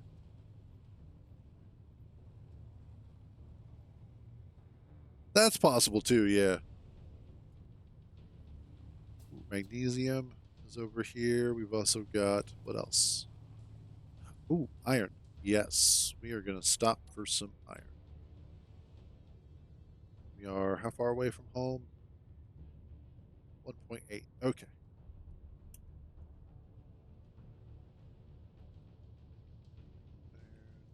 Mag 8. Okay. I don't have anything to hold any iron, but I'm just going to pick up some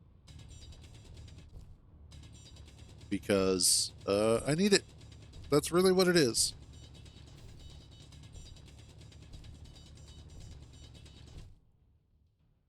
This is meant to be a scout anyway, so mostly just figuring out where stuff is going to be. But the two things that I'm going to need the most of is going to be cobalt and iron.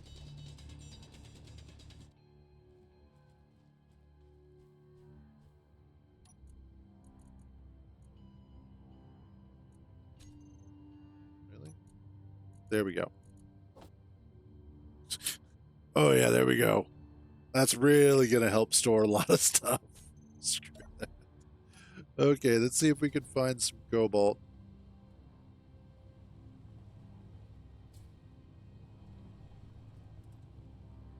And hopefully we can find it nearby. That's really what I would like, is some close cobalt. Would I be able to make it up? Possibly this way. It's funny how it keeps wobbling back and forth. Oh, more iron.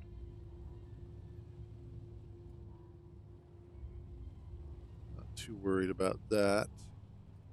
Oh, silicon and nickel. Which I already have that marked out. Well, I already have some marked out. Doing on power's going to be fun.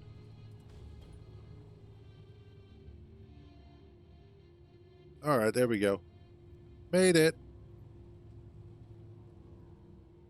All right, let's see about, yeah, because I don't have a whole lot of power. Oh, I bet I know what I could do to help with that. Antenna, what are you set at? Let's do 400. Yeah, that helps considerably.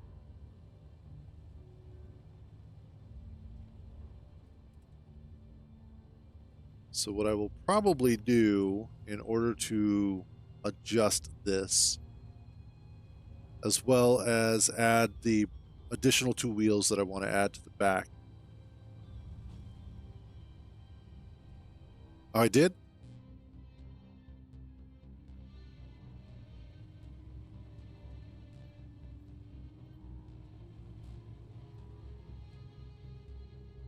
I probably did, and I'm an idiot.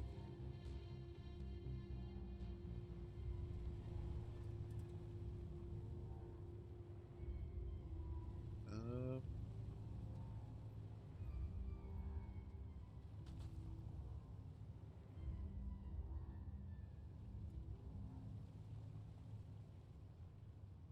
oh, yep. Sure shit did. Thank you. The problem is that it blends in. Yeah, it blends in with the unidentified signal. Okay, we are far away. Wait, 4.5.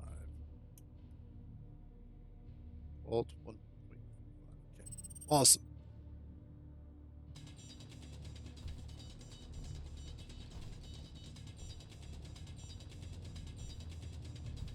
This will be useful once I get down to it.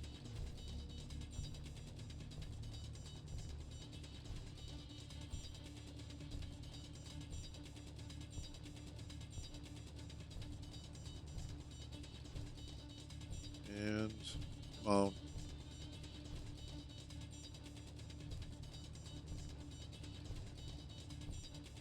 on. No, this is Pertum.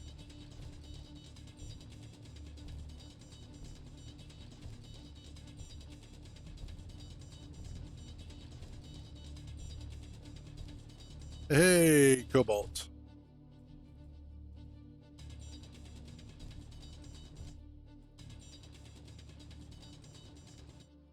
There we are. Tiny little bit of Cobalt. Oh, yeah.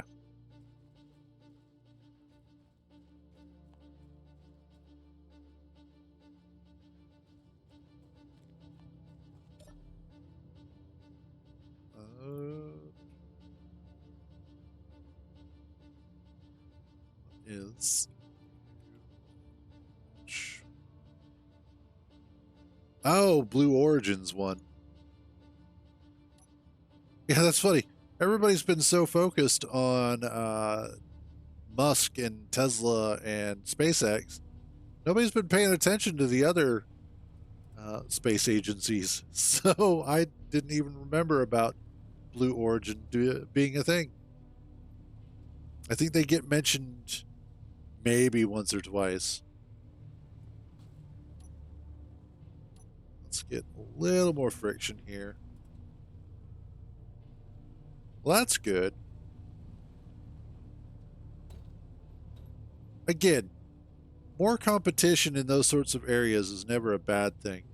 But hopefully, it's a situation, and this is one of the things that is worrisome sometimes by privatizing certain things. But I hope that it's a scenario where they actually learn from each other and become better because of that information rather than attempting to stall the other person out, because it really would just be bad for mankind if one company, if there was only one company for space travel.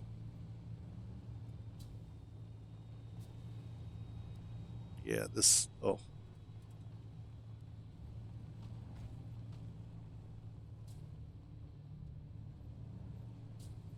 By the way, hey Willie, how you doing, buddy?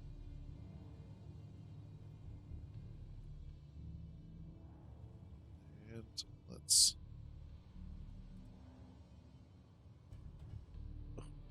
calm down. There we go.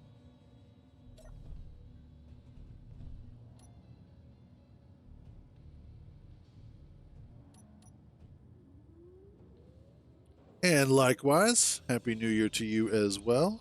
And good to hear. Give me that. Give me this. Bye bye, battery.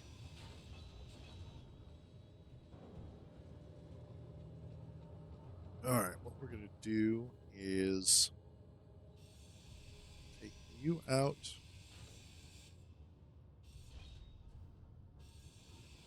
Take this out.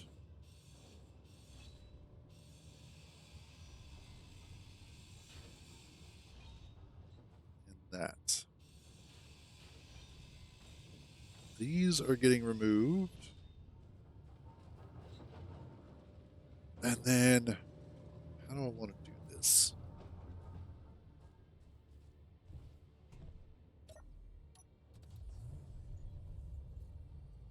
I know.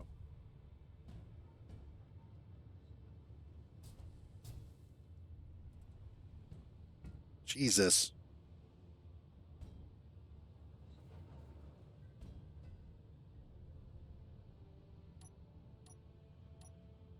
There. So this way, what I can do is kind of build off the side here. What I'm going to do is we're going to add. Where's that warfare battery? I like them. They look cool.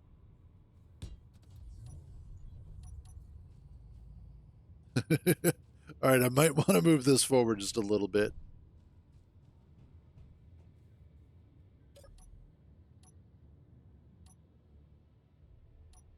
There we go.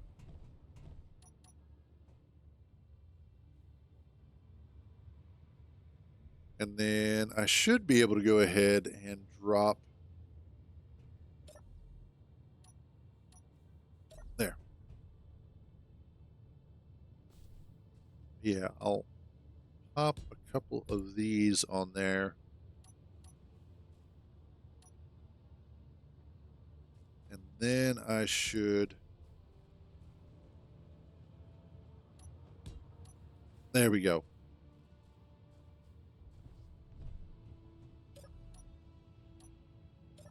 Excellent.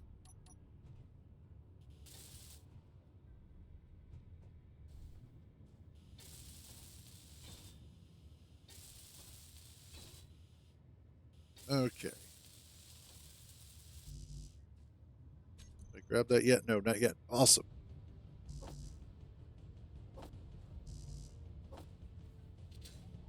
Actually, why do I have to do that? It's right here. I will just make this do it. Oh, man. Yeah, that's possible. Oh, there we go. The only problem that you have to worry about is just making sure that you line it up correctly. Um, just because of the fact that with the railings, you can still go through them. In fact, that's how oftentimes you can make sort of a disconnected point where you can run blocks through it is by using railings and then like some sort of truss block or something to go through it. I don't like you. You need to be adjusted. Sorry. Just the way it is.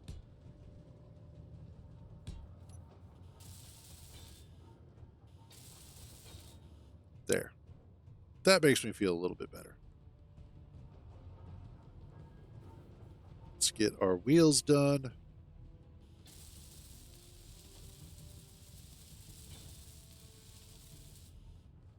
Man, that is one thing I am so looking forward to, though, is the unified grid in Space Engineers 2.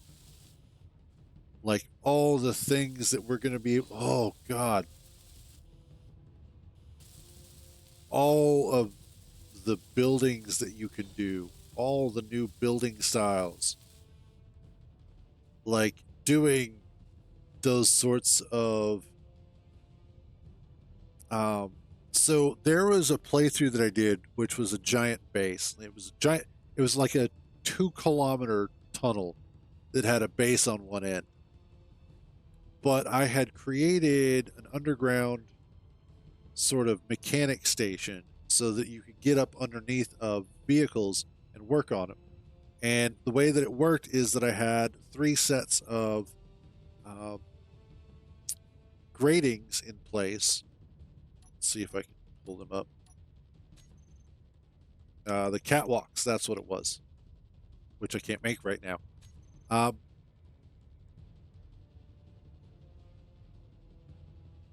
yeah, that might work too. But it used catwalks and then hinged the middle set so that it could pull down out of the way. And then from there, you could get up underneath the vehicles. But with the unified grid, that'll make things a lot more interesting. It also makes me wonder how hinges, rotors, and pistons are going to work.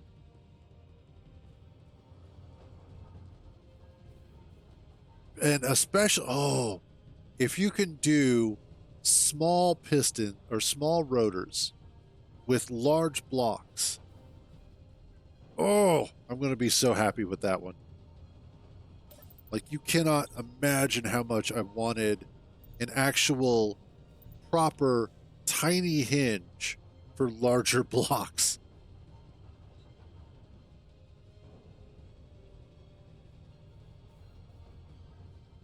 That's actually a really good point. That's one of those. Yes. I think everybody's interested in the water part. Like, okay, water, sure. What are we doing with that? What's water going to do?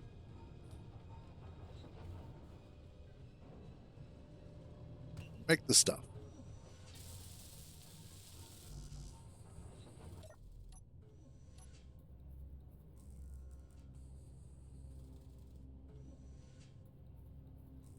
That's a hope.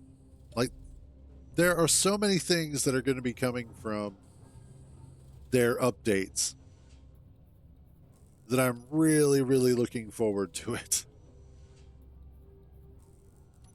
Let's do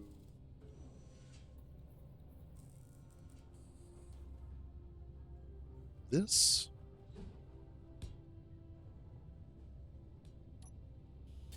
Yes, let's do this.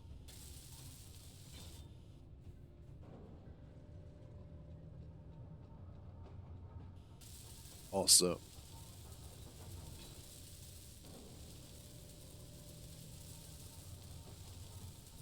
Um, it it kind of does, but it kind of doesn't.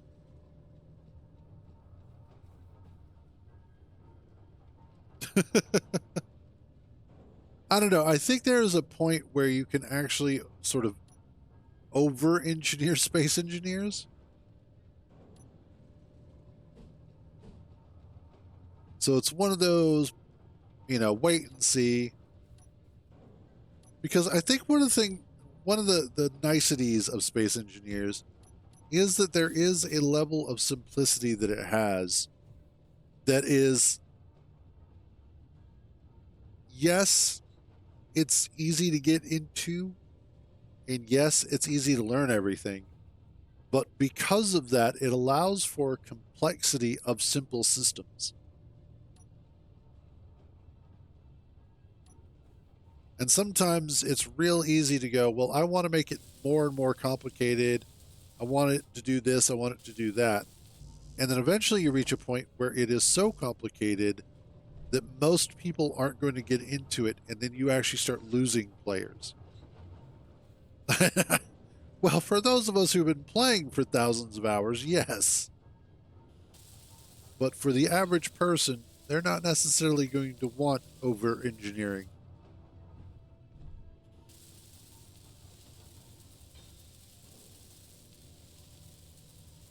Exactly. All right. Yeah, that's more stable. That feels better. Okay. Wheels.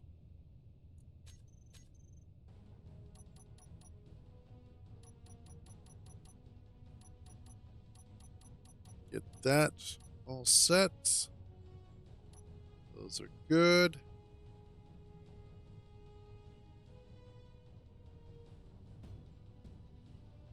Awesome. Now all I need is my gyroscope again.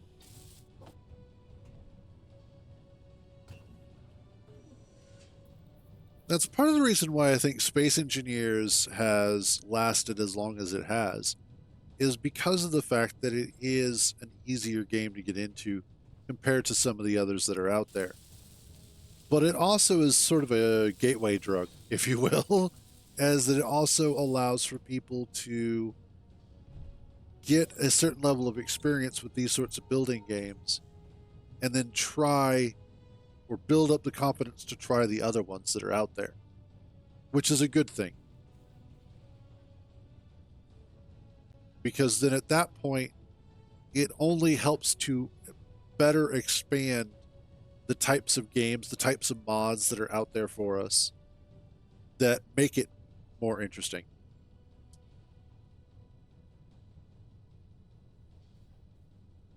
Ugh. So,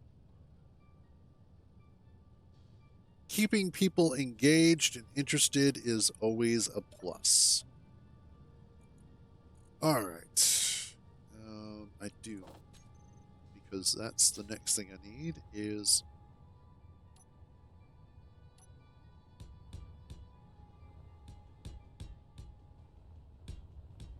more of this.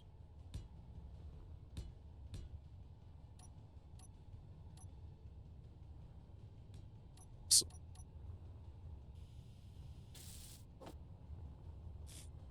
And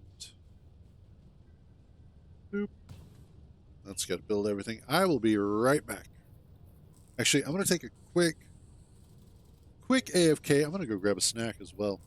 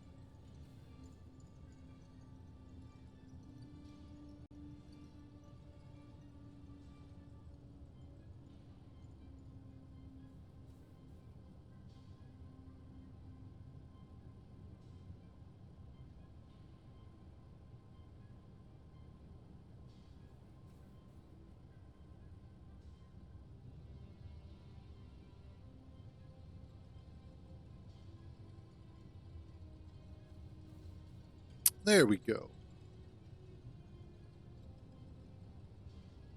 Oh.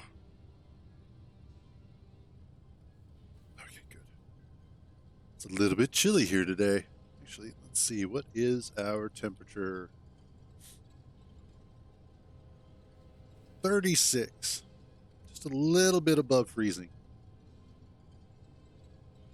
And we've got Winter Storm Blair coming down on us.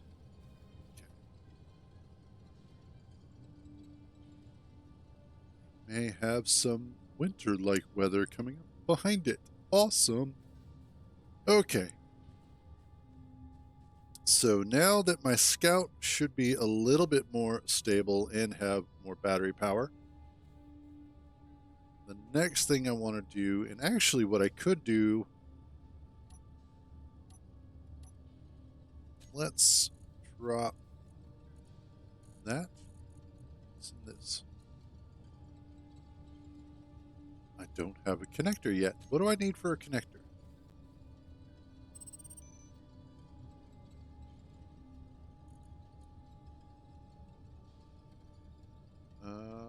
Looks like I need to do a conveyor.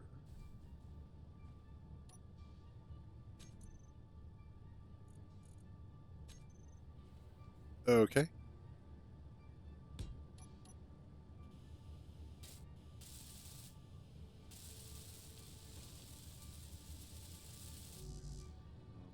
Thought I had grabbed everything I needed.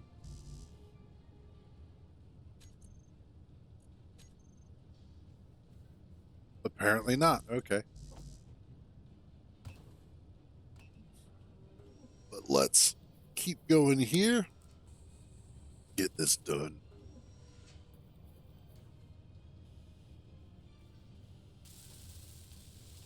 Ooh, with the cobalt, I should also be able to production. Actually, how much cobalt do I have?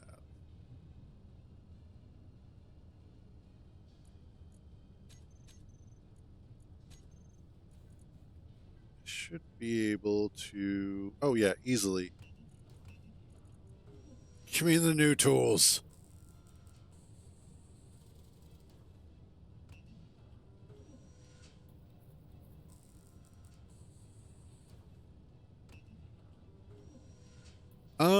I think. Well, they're literally the same size, so.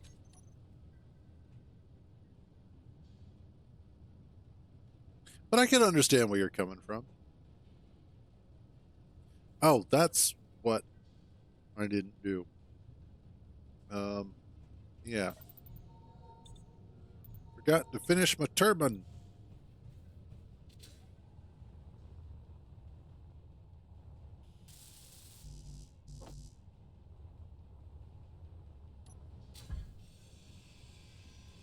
Don't actually need this. Yep. Okay. That's fine. There we go.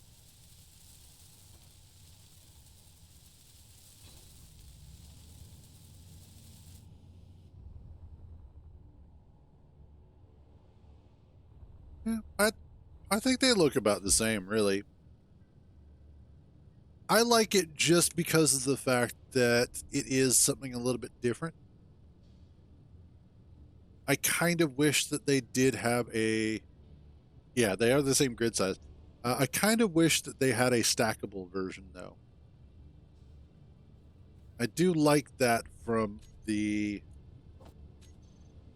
What is it? It's one of the power. Next gen power. That's what it is.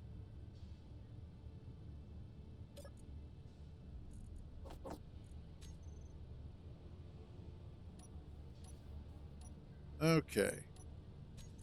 Now I should have connectors, which I do. And we're actually going to use the connector up here.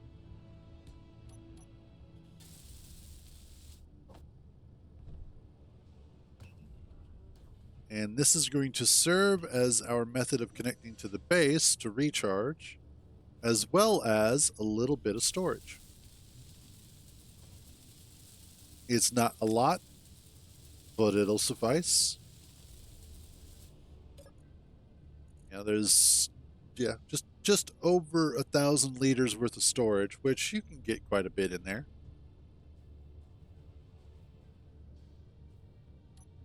And I just need some more steel plate.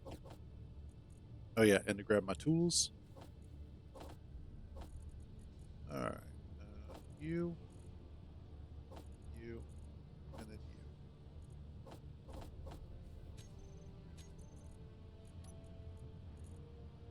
Here, tools. There we go. Nope, wrong one. That one.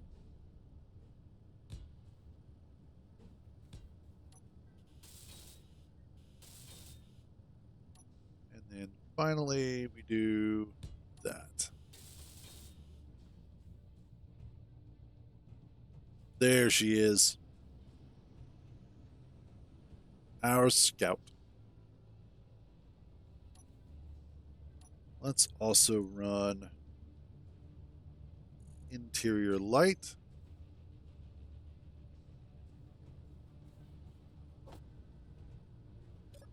Oh, really?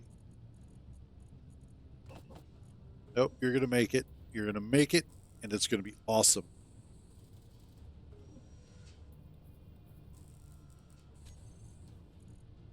Fantastic. It is now awesome.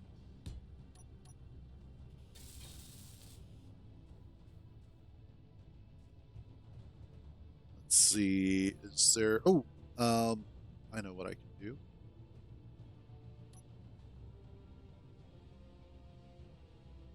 This is going to seem kind of silly, but it'll make a certain kind of sense when I get done. There's that. That.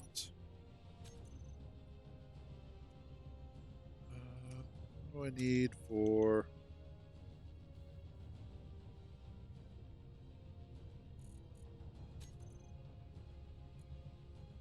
Oh, I should probably actually do a full interior block. I haven't done that yet. Here, we'll do you.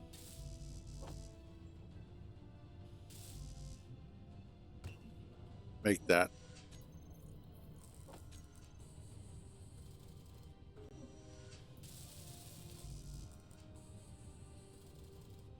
That's the one thing about progression that is kind of annoying is that it feels sometimes like the progression isn't organic enough.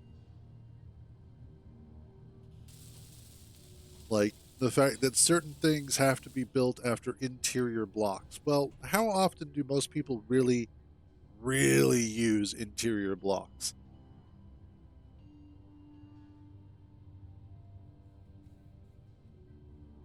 So it's one of those that it doesn't always make a lick of sense. All right, that's what I was looking for. Now, what I want are 1x1 flats. I need girders for that. Action girder.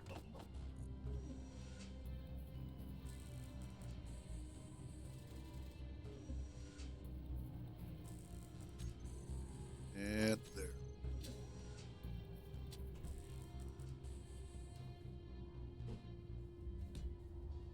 And also, I want faces.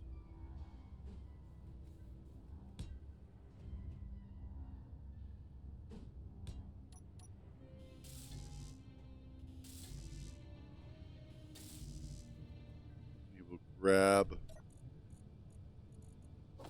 this.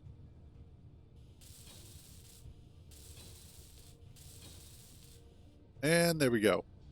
Our little rover is complete.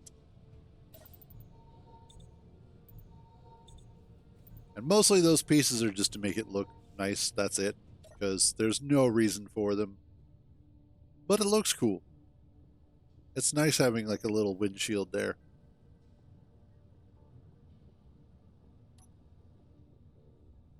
All right, now I need color. Actually, ooh, antenna. Drop you down to 500. Yeah, there we go.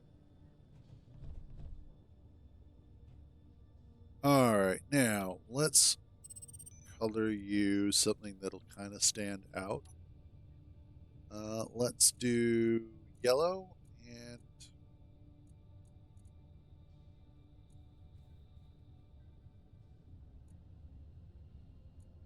colorable surface.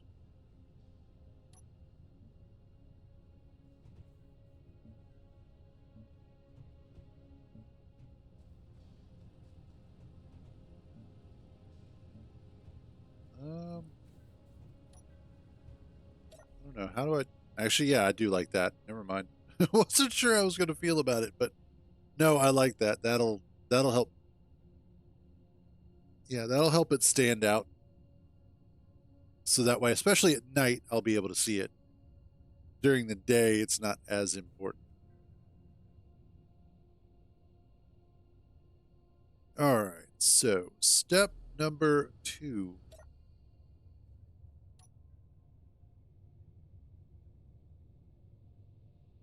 I need to be able to connect this to the base so that it can recharge.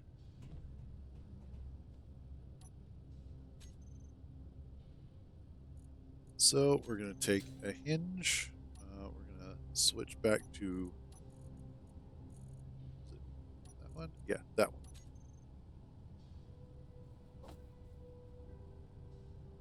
And yes.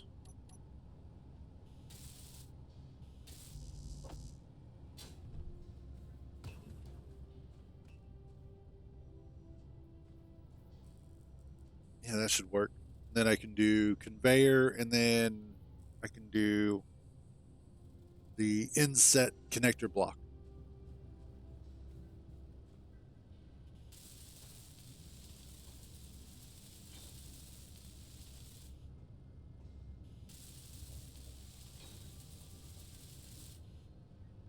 So your lower limit is going to be 0. Nope. Your lower limit is going to be -90.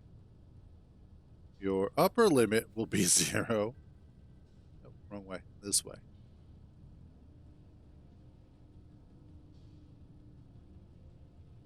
Upper limit is 0.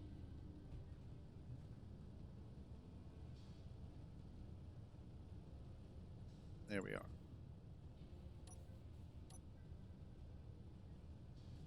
Okay. I need interior plate, which I have none. Okay. Get a little bit of this made up. And then we'll throw in the connector. Everybody will be happy.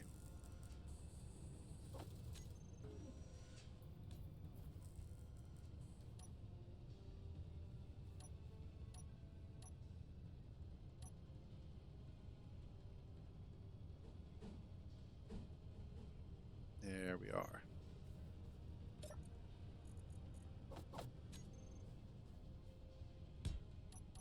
Perfect.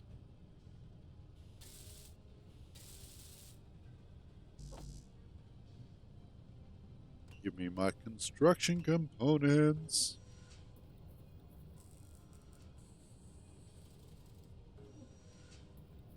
And again, I should have grabbed more water while I was up there.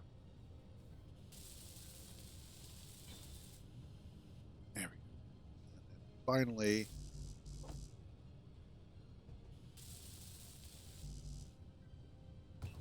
there's that. How's our battery doing here? Oh, yeah, we're already going up. Up is good.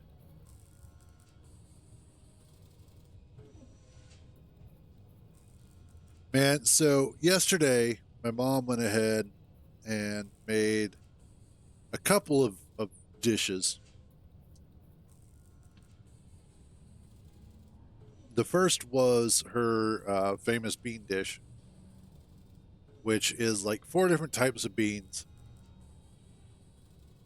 hamburger, chopped onions, um, smoked sausage, bacon, brown sugar, some ketchup.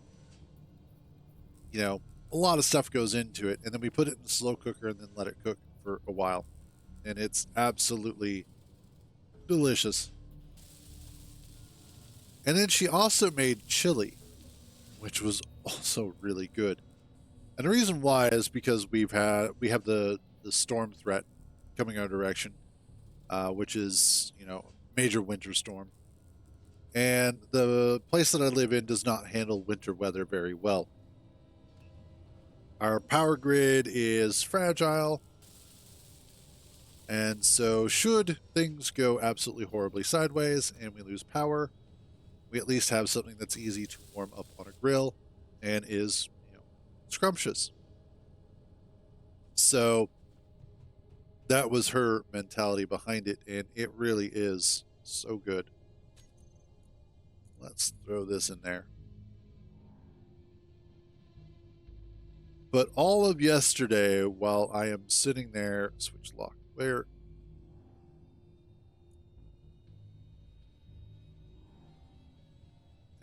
There it is. All of yesterday, while I was sitting here playing games and whatnot, just chilling on YouTube, smelling this amazing food being made, and just, it was like hell, honestly. Like, I knew I was going to be able to eat it eventually, but it was the waiting for it so that I could eat it that was the hard part. Hey, there we go. Now I can recharge.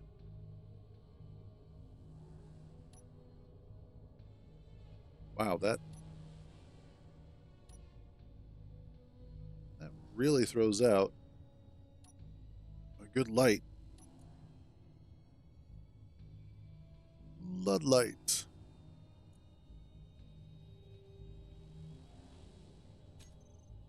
Well, that's one of the problems when somebody starts cooking good food, is that there's that wonderful aroma that fills the house. The other unfortunate thing is that one of my cats, Run, who you guys don't get to see very often, he is addicted to bacon now. It's probably a couple of months now. We had made up some bacon for something, and we gave him a little nibble, just a little piece, and he sniffed it a little bit, then he licked it a little bit, and then he devoured it. And ever since then, if there's bacon and we're making it, he is right there waiting. And he gets aggressive about begging for bacon. Like he will fight his siblings in order to get some bacon. I don't blame him though. I mean, it is good stuff. But it is just funny to see a cat act like a dog for something like that. All right. So we've got our bright yellow scout. We have our little outpost here that is generating enough power.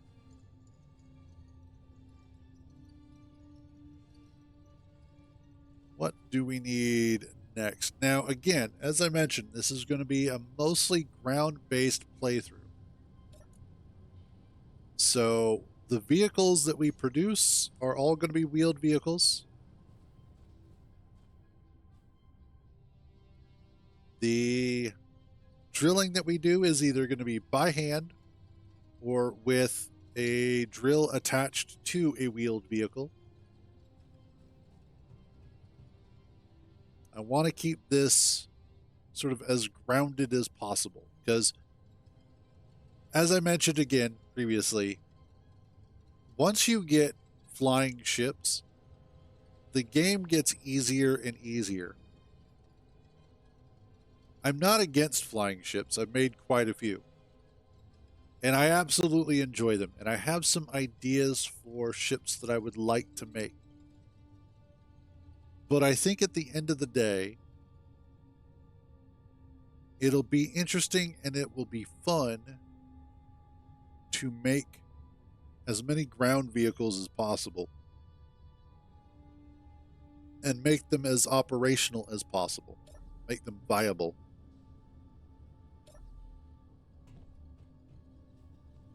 What I need is a button. You are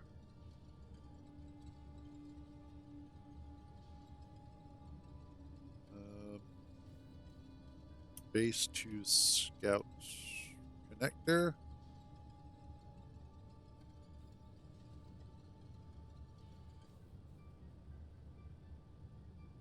Base to scout hinge.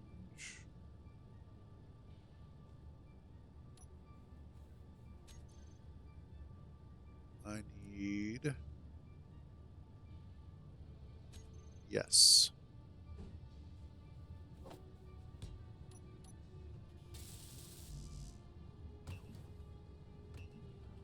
Yes.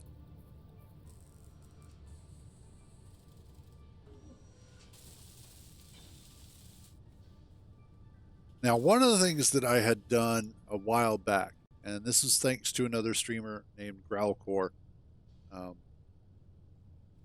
but we had done a playthrough that was in space, that was a space train. And he had suggested setting up multiple trailers for the space train. Unfortunately, that didn't quite work because there was nothing that was sufficiently dragging or causing the trailers to drag behind correctly. And so what would happen is that they would wind up curling around, even if I was going forward, they would just curl around on the sides. However, with ground vehicles, that may be a much different story because of the friction caused by the wheels on the ground. So, what I may wind up doing is a multi car sort of ground train for doing drilling missions so that it'll have multiple containers worth behind it for the purpose of drilling and storing ore and stuff like that.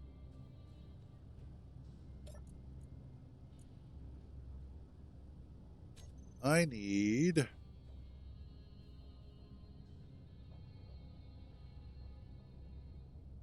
a timer block.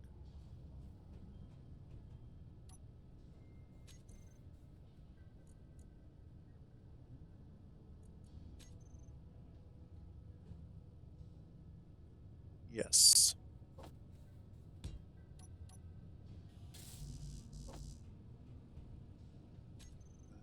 I don't need two of them. But in essence, what I'm going to do is set this up so that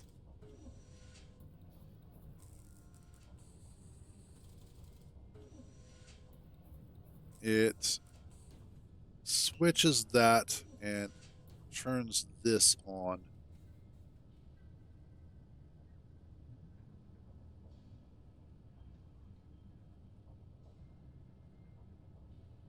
Let's see. I need your lower limit to be 87. That looks good.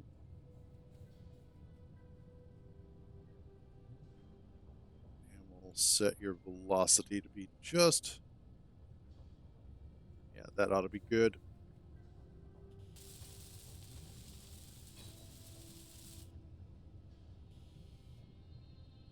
Okay. And you are ATB. Base 2 Scout.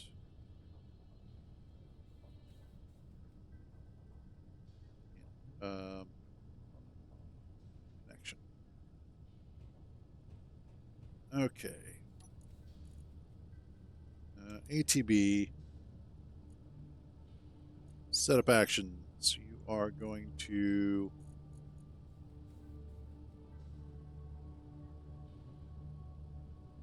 unlock and reverse. You are then ATB and trigger now. There we go.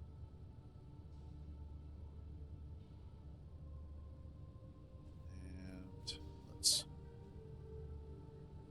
set your upper limit to negative 65. Ought to be good.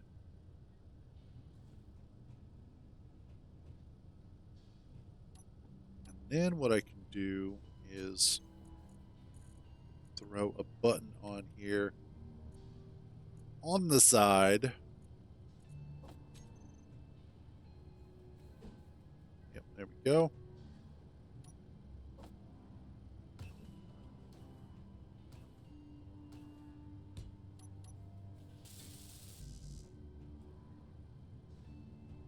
There we are.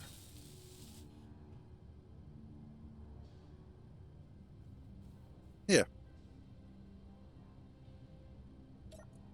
And this will be for the connector, and we will do switch lock. So if I'm outside of it, it'll be easy to, just hit that button, switch lock, hit that button, and disconnect. This is why I love this game, because you can do simple and yet over-engineered at the same time. Because this is not anything difficult. This is just a hinge and a connector. And then you start adding more to it, because I could very easily just do this all manually. But instead, we're using a timer block to start automating part of it. We're using buttons to trigger things. And it's one of the reasons why Space Engineers has had the longevity that it has had and the success. It is a surprisingly simple game that is also very easy. Toggle block on off. Toggle block on off.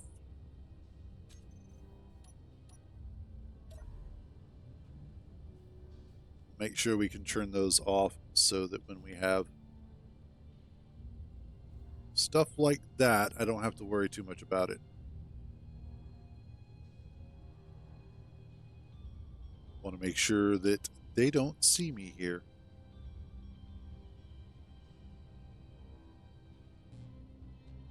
That's going to be the next thing I need to do, is to start picking up some, probably magnesium. I mean, absolutely some magnesium. But start looking at a more permanent location for a base. And I can do a base in one of two ways, like an actual proper base. I can look at either doing a base in the side of a mountain,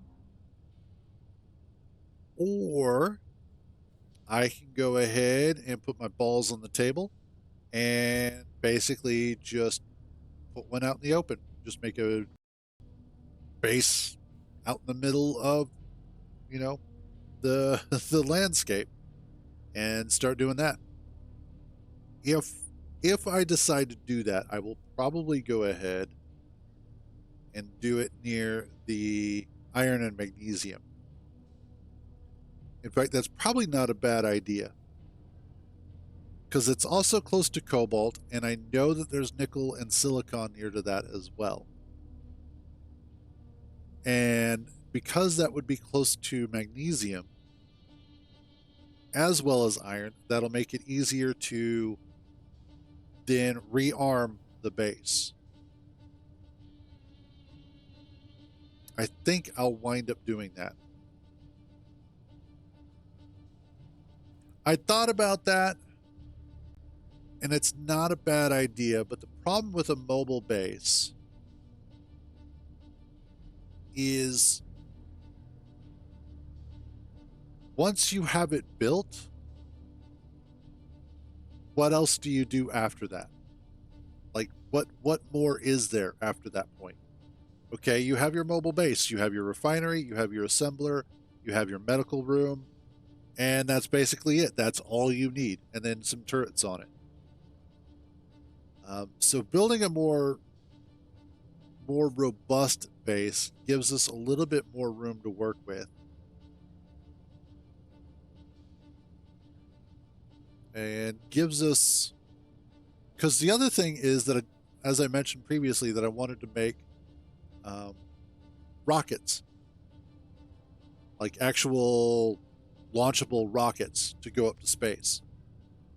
So I think an actual base will work better for that.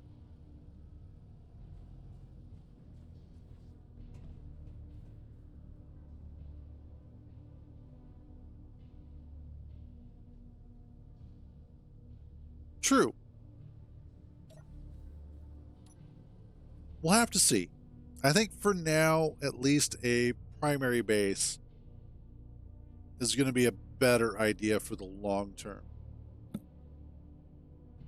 Now, one of the things that I could do is once we start getting our base set up, way, is to go ahead and turn on like assertive outposts, as well as the robot raiders, the raider drop pods.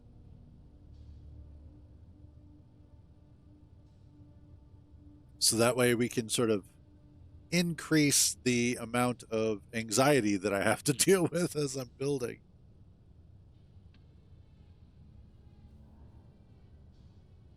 So lots of options here. We'll see.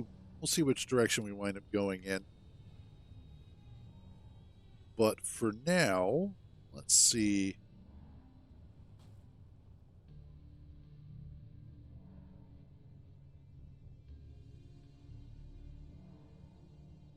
If I do a mobile base, what I will probably do is a mobile base that is specifically designed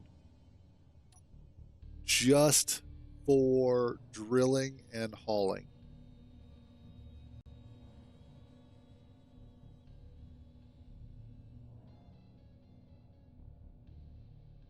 And then put like a basic assembler on it for part manufacturing for replacement parts. I think that'll probably be the best idea. So, and hell, I may not even put a refinery on it. It may be a situation where it's just a drilling and hauling platform.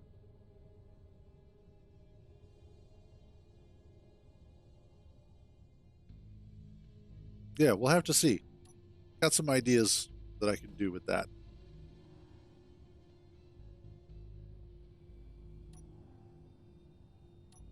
Oh, yeah, on the wrong one. There we go. Okay, for now though, let's grab some more interior plate.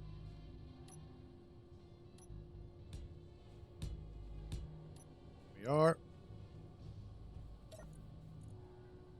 And then, do I have more? No, I do not.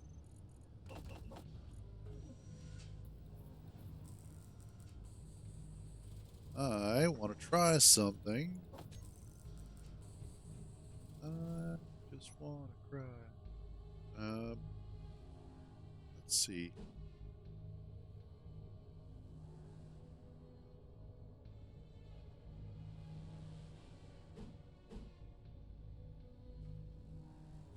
Let's try something. Let's see. I kind of wish there was a version of the wall that didn't have the railing. At least the angled wall, but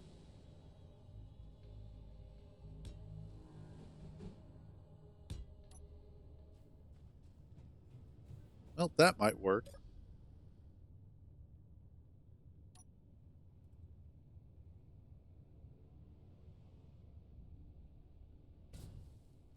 There we go. That actually looks like fun.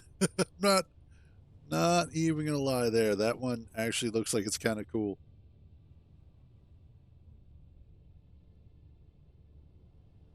What I may want to do then, yeah, again, like there are times where I wish that there were certain variants that just don't exist. I might have to start learning how to do modding so that way I can make the blocks that I want.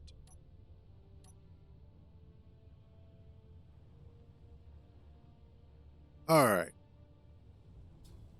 Let's go grab some more iron. Yeah, we've got a nice amount of power to go with this.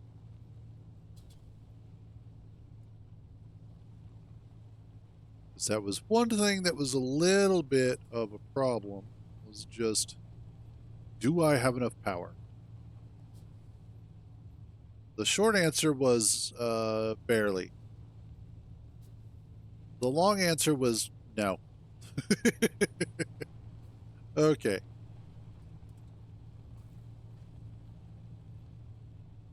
So we'll grab some more iron, and then we can use that to start building a little bit more of a robust.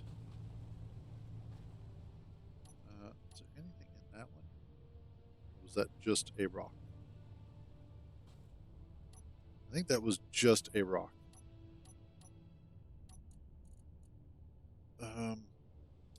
Light. Radius. Get big. Not 10. There we go.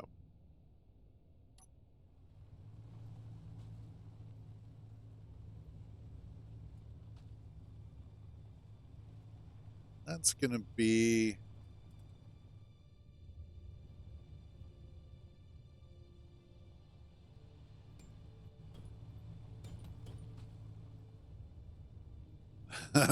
That always gets a little bit scary or a little bit sketchy is when you're going damn near vertical down the side of a cliff. It's like, wait a minute, that doesn't feel right. What I'm thinking here... Oh, you're going to be close too.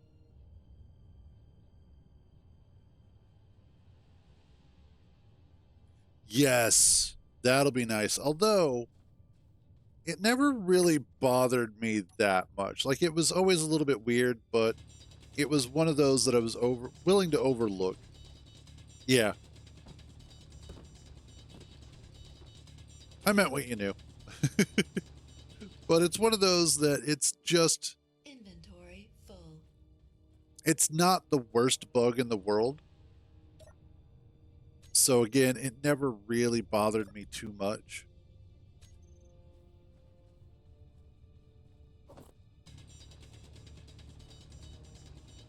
There are far more egregious bugs that are out there,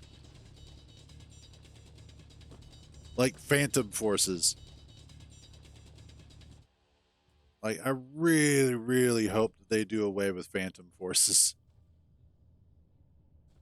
Because that's one of those things that there are lots of situations where, for instance, putting together multiple pistons in different directions for doing any type of crane system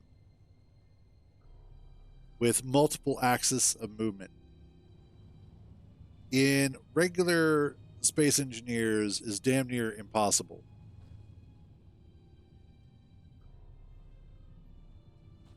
So I hope with SE2 that they're able to fix that.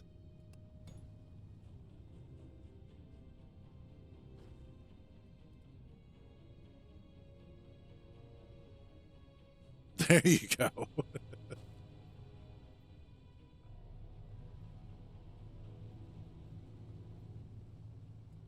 Let's see. Let's get back home to dump this off.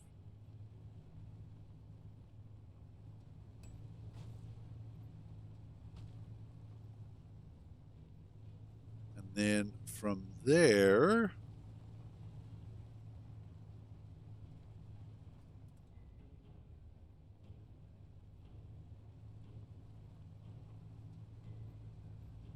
it'll also be interesting to see if they adjust the flight model at all. One of the things that I would absolutely love them to do is to change the way that thrusters work, so that thrusters are now actually providing thrust from the center of the thruster, not from the center of mass. Because then at that point, thruster placement becomes a lot more important. And it also means that you have to start paying attention more to where you are placing them. But then you can also get away with really fun thruster stuff. And it would also mean you would have your main drive thrusters, and then you could have actual RCS thrusters, which would be cool.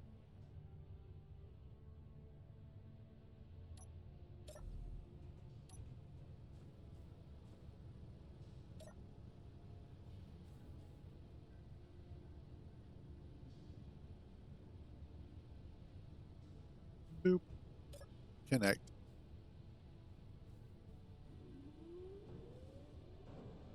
That is fair. Because it is one of those, it could go either way in terms of it's something that I wish they did, but it doesn't matter if they don't. And that's simply because of the fact that with the simplified thruster mechanics, it does make it easier for novices and new players to actually make their own ships.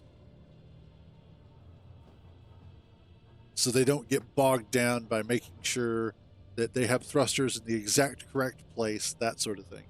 It's just one of those features that would be nice. Hell, even if they just had a checkbox for advanced thruster mechanics. Yeah, you're not wrong.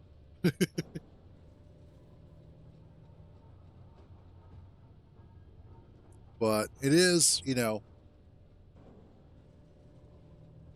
I am excited for the future of space engineers. I'm excited because of the fact that it's fixing a lot of the things that have made space engineers frustrating. It's adding and changing things to make it more interesting. Fair point. But then on top of that, it's also helping to increase and spread more space engineers.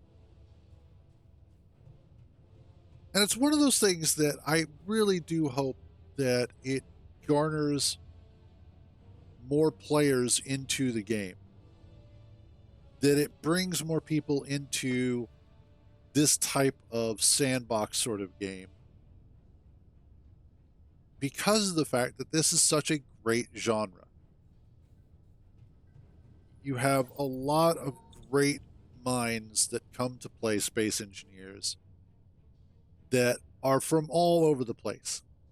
You have artists, you have people who love engineering, you have people who love math, you have people that don't do any of that stuff who then come and play space engineers because they like hanging out with a friend and their friend does all the shipbuilding and then they just go out and dig and collect ore and stuff like that. And you get all sorts of people cooperating on the singular goal of whatever the hell it is that they're doing. And I think that in and of itself is what makes Space Engineers such a good game. That's right, I had a whole bunch of iron with me. Let's see, if I were to produce one. Let's see. To switch over,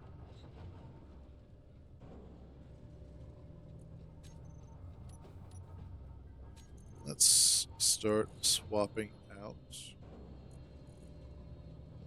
I need an assembler and a refinery.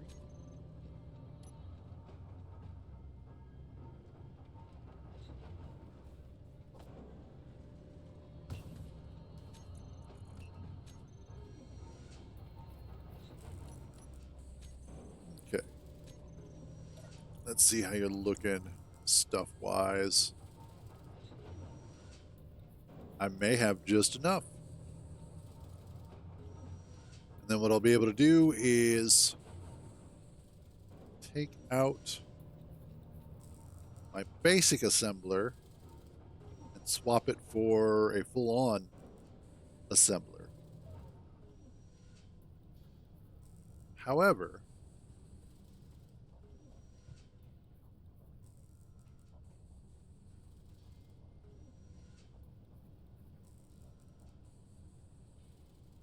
do I do it here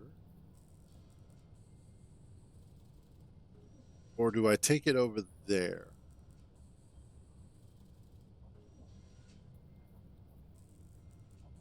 I think what I want to do is go ahead and start looking at making a base over there.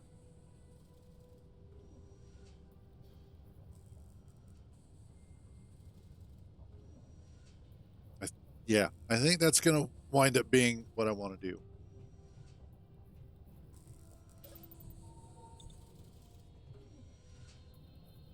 Nice. That also calls into question a couple of additional things. First of all, do I want to continue using wind turbines or do I want to go with solar? If I go with solar, what I want, instead of having a big giant solar array that's sitting up in the air and that's easy to shoot, I think what I would want to do is several different types of solar.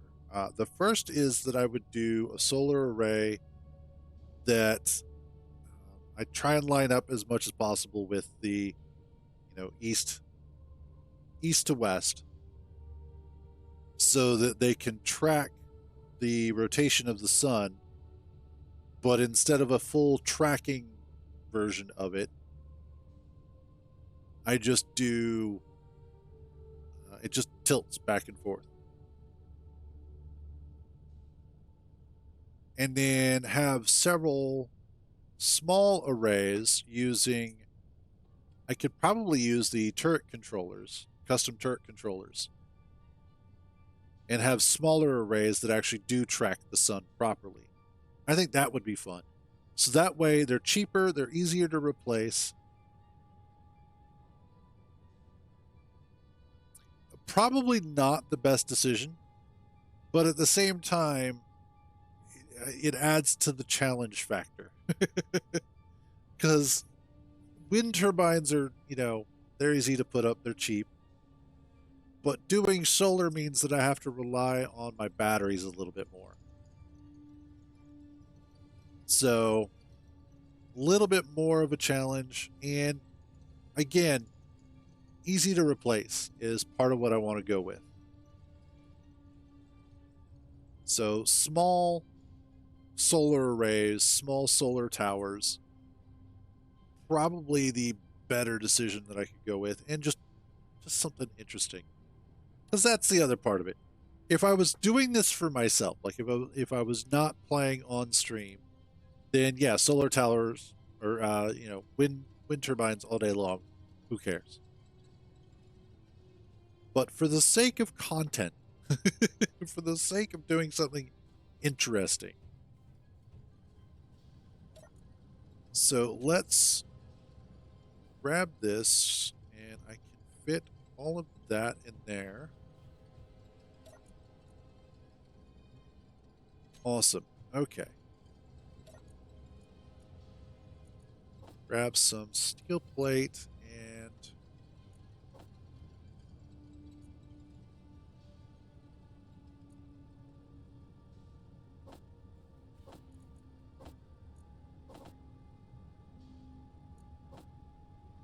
there we go. See?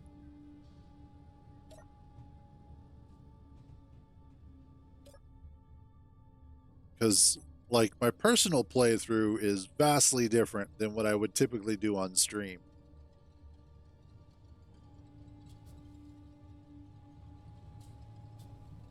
I'm way lazier when I'm just doing my own stuff. To a certain extent. When I'm doing my personal playthroughs, like my casual playthrough, and I may show that off, I tend to experiment just a little bit more with certain things, which then leads to when I do a stream, I can take what I've experimented with and actually put it into practice. Utilize the interesting stuff that I have figured out.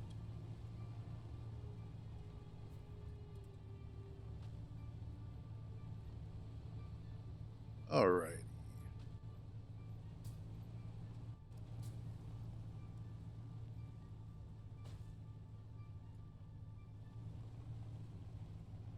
And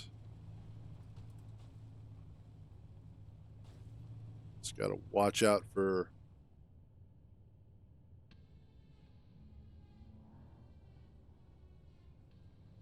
the cliff.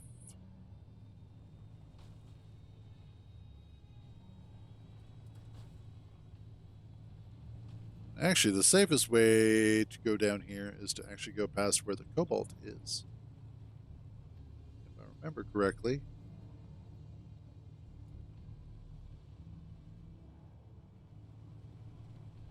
And then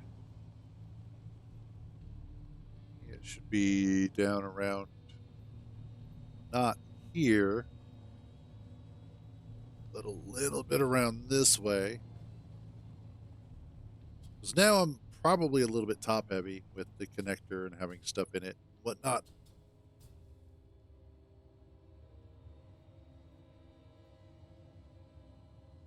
Oh, hell. There we go. Oh, wow. Really don't like that. That is super uncomfortable.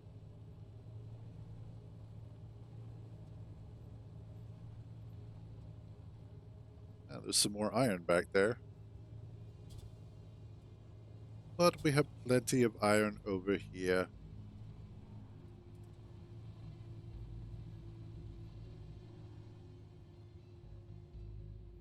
All right.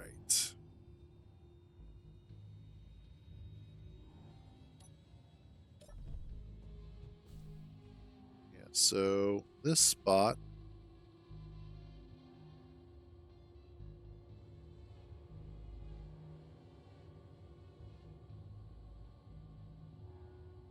So the sun should be coming up from over here. Let's come up over this way.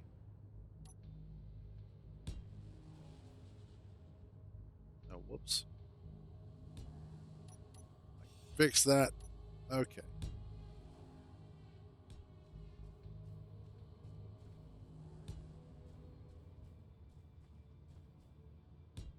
There we are. We'll get this started here. Kind of our base platform. And I may need to, at some point, kind of make this multi-level.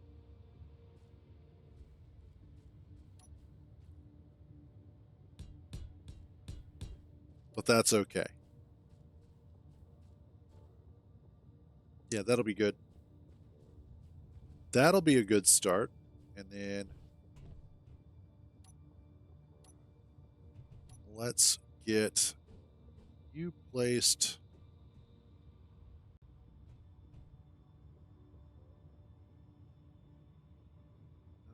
How do I want to? You know what? Actually, yeah, put you there.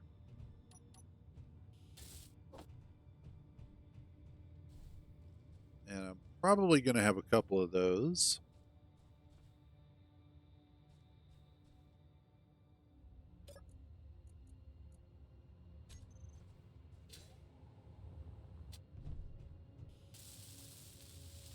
Wait, what? I thought I had grabbed everything that I needed. Oh, I know what happened. I might be an idiot. I mean, there's no might about it. I definitely am. But oops. Okay.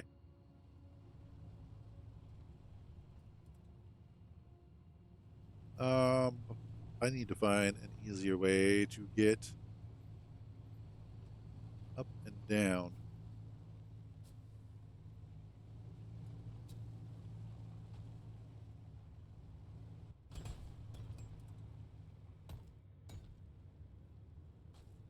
Hey, that'll work.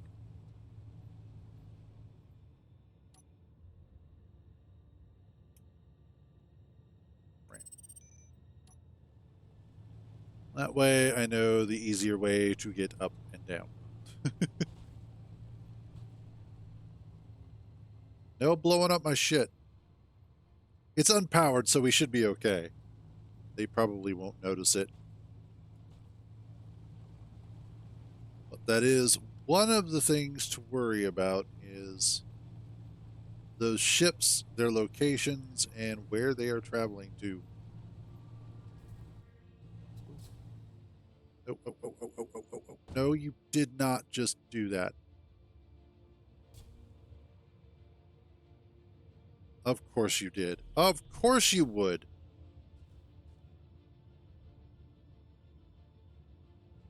I hate you so much.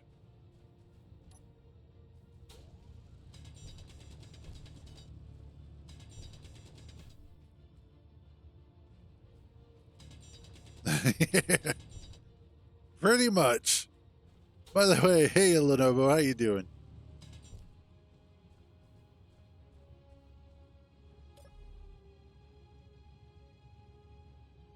Come on, there we go. Yes. That's true. It wasn't like a full on everything's blowing up and I'm losing stuff kind of flip, so I'll take it.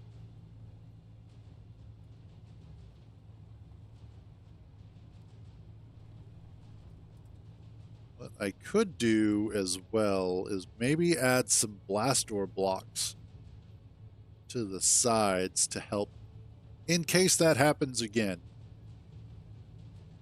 Although honestly, it wasn't so bad, so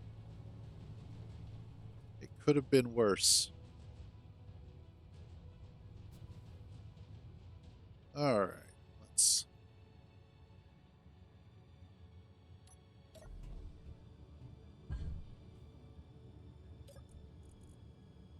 And then let me get steel plate here. And I'll probably need. Let's see.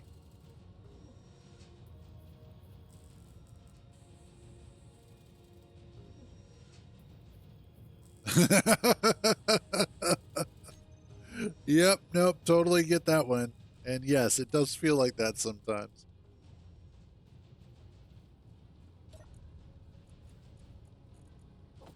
Grab some of those and that.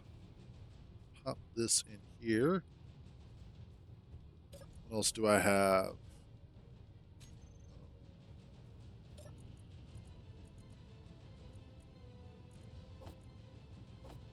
Let's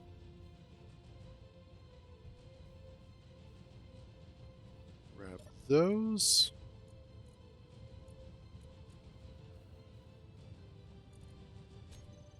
And then I need.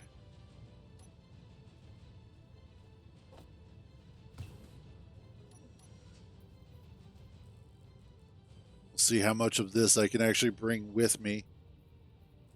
Because then if I can get a battery started, it'll be pretty easy to get the rest of the base up and going. I can just do a basic refinery over there until I get everything I need for the larger refinery.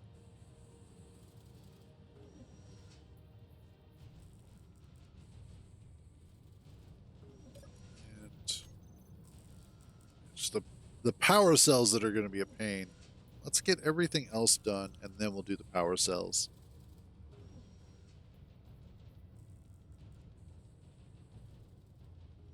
Now the music is too quiet. Why audio? There we go.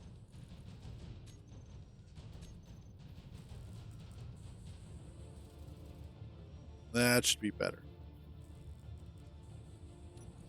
Oh, probably because I'm full now.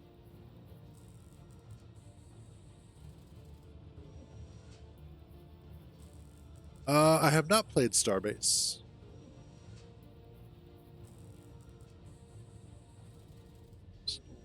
I think it's on my list.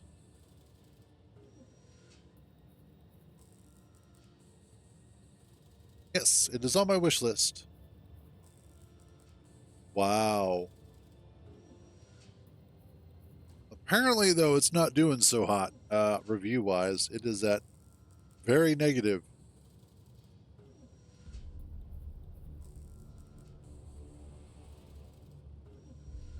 Oh, yeah, it's been getting downvoted to oblivion recently.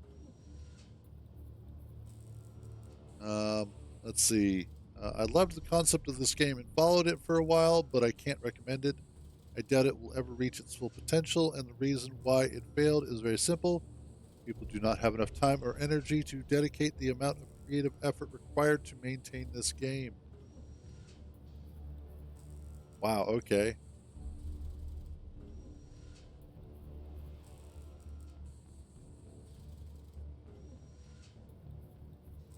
Wow, yeah. So it looks like Starbase, yeah, it doesn't look like it's doing so hot. So I think it's one of those that might have to wait and see. Can I get a little bit? Can I get one in there? No. Okay.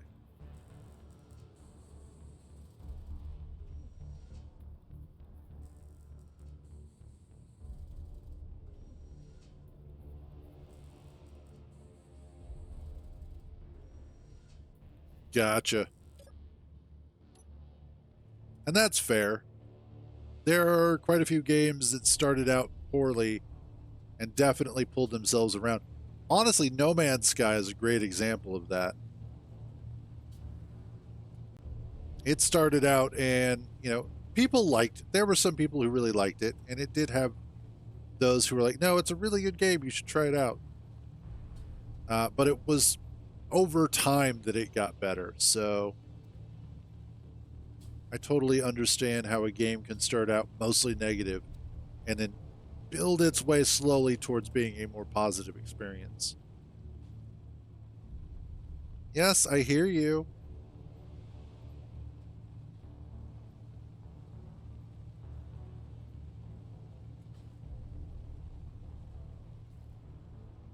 Okay.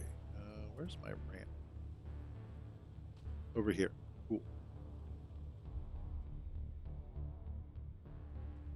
Is that what I came up?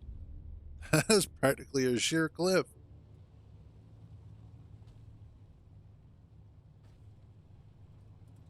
Well, this isn't too bad. Yeah, that's actually pretty smooth. Never mind.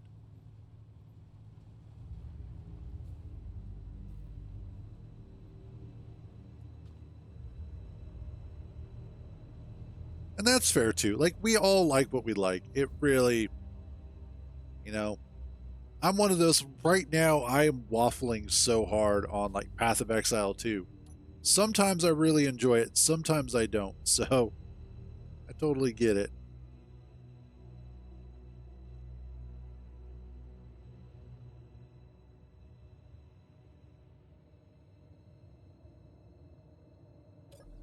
That's not fair to Space Engineers. Space Engineers actually has been fairly good for a long time.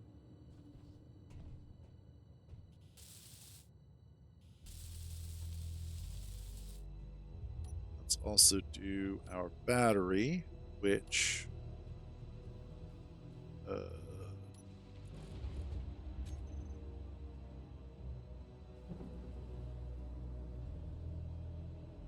oh, was that? I think that was a thunderstorm I heard. Okay.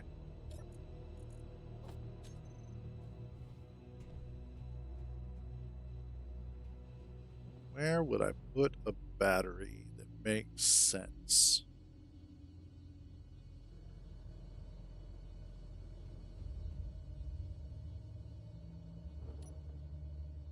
Probably here, I think.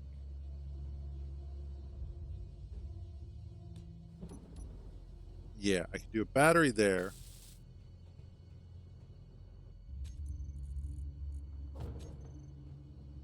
Oh, whoops.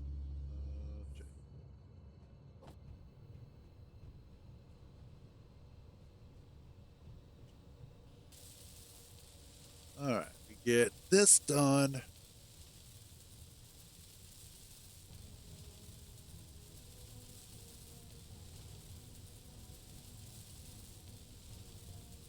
And that's one of those things that we were talking about earlier is the complexity versus simplicity argument. Oh, my battery is so going to get charged at the outpost.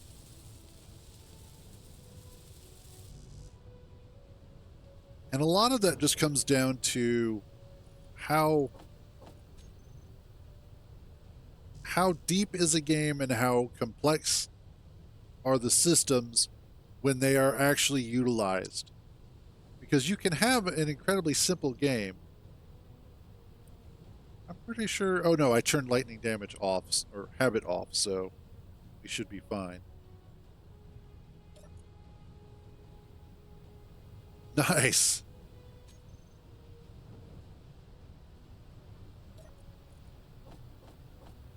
Get these parts here.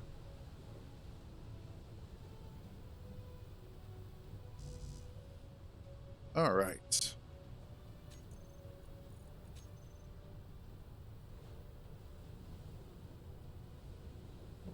Yeah. The problem with Astroneer, and this is the problem that I had with Astroneer, is that they spent too much time making 50,000 different ways to store things and not enough time actually giving you interesting gameplay. And I know that they have since, come around and changed that. But it still feels like Astroneer just, they kind of went in the wrong direction for a long time, and that burned me out on it. That lightning keeps trying to kill me. It really does. And then with Empyrean, it's their construction mechanisms. If rotating the blocks was similar to the way that the SE does it, I'd be totally okay with it, and I'd probably play that a little bit more. Because there are aspects of Empyrean that I just enjoy more. Or would enjoy more. Their survival gameplay could use a little work as well. A little bit of a rebalance, I think. But overall, no, you cannot electrocute me.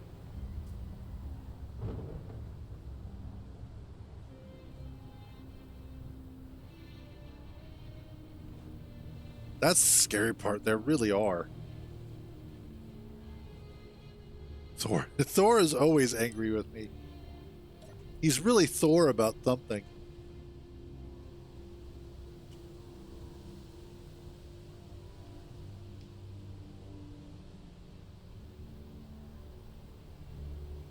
I don't like you being so close.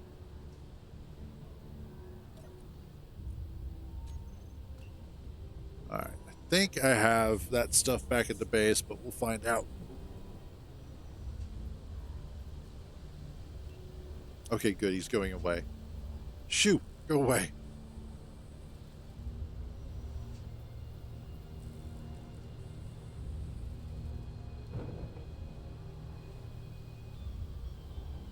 There we go.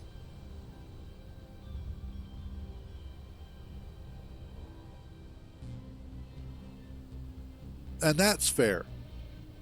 That's where I hope SE2 really kind of fixes things, and I think everybody's kind of hoping that is that they do a better job with subgrid blueprints,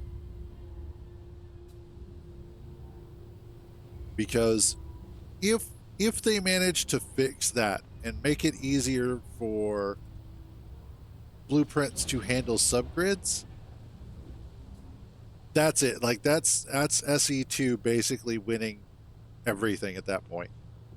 With a unified grid system, subgrid blueprints, better physics, that's it. I've not used one of those. I probably should. Especially how often I wind up making blueprints with multiple subgrids.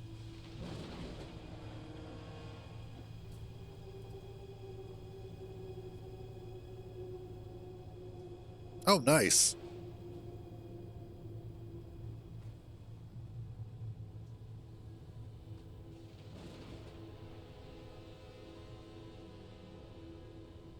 Oh, oh, oh, oh.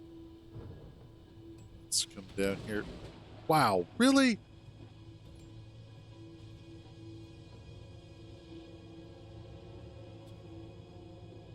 The water may be unnecessary, but it's a nice addition.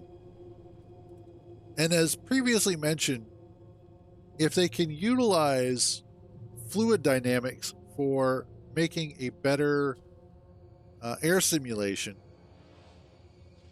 that would be even better. Because that would go a long way towards really fixing a lot of the gripes that people have about space engineers.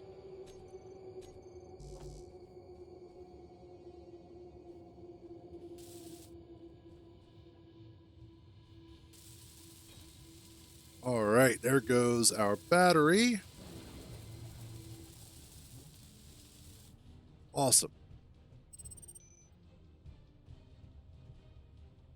And I currently have this turned the wrong. No, I don't. Have that turned the correct way.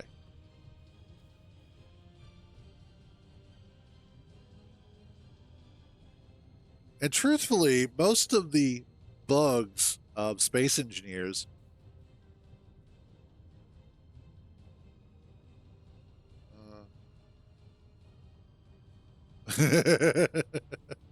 you know, and that's one of those things.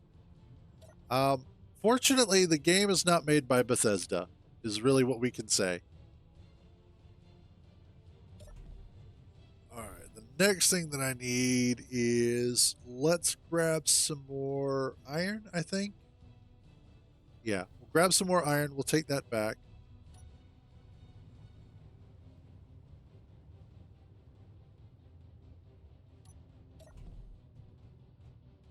Do I have, what else do I have? Oh, yeah, I do have a few things on me I can drop off. The next thing that I'll, yeah.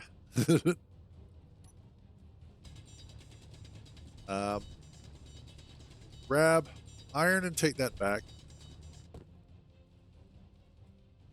And then I will see about, I need, we'll go ahead and we'll get a basic refinery going over here, and I can use that to then start working towards a full-on refinery. I think that's going to be the best overall route to take.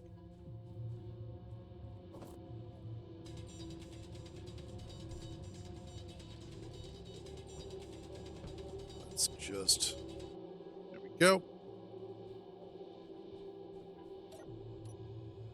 Yeah, they really, Bethesda really dropped the ball there with Starfield, I think. They had every opportunity to make Starfield into a really, really good game. And instead, it just feels lazy. And the biggest problem, and this is just a timing thing. The biggest problem was that Starfield launched after Cyberpunk. And not just after Cyberpunk, but after Cyberpunk fixed itself. And so not only did you have the Cinderella story that was Cyberpunk, but then you had Starfield after it trying to compete in that sort of market. And at that point, you can't compete. Cyberpunk showed what you can do with modern RPGs, modern first person RPGs. And Bethesda's like, we'll just make Skyrim in space and then make it boring. that's essentially what wound up happening. And it's no wonder that it didn't do as well. Like, there was the initial burst of everybody going, oh, look, it's a new Bethesda game. And then everybody went, oh, it's a new Bethesda game. And that was it. That was all people had to see and hear. And then they wind up suffering the fact that modding teams are not only doing their work better with Fallout London, but you also have Skyblivion coming out hopefully later this year. And that is looking absolutely amazing.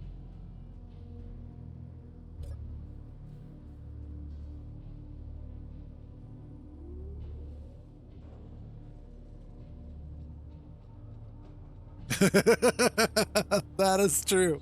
That is so true.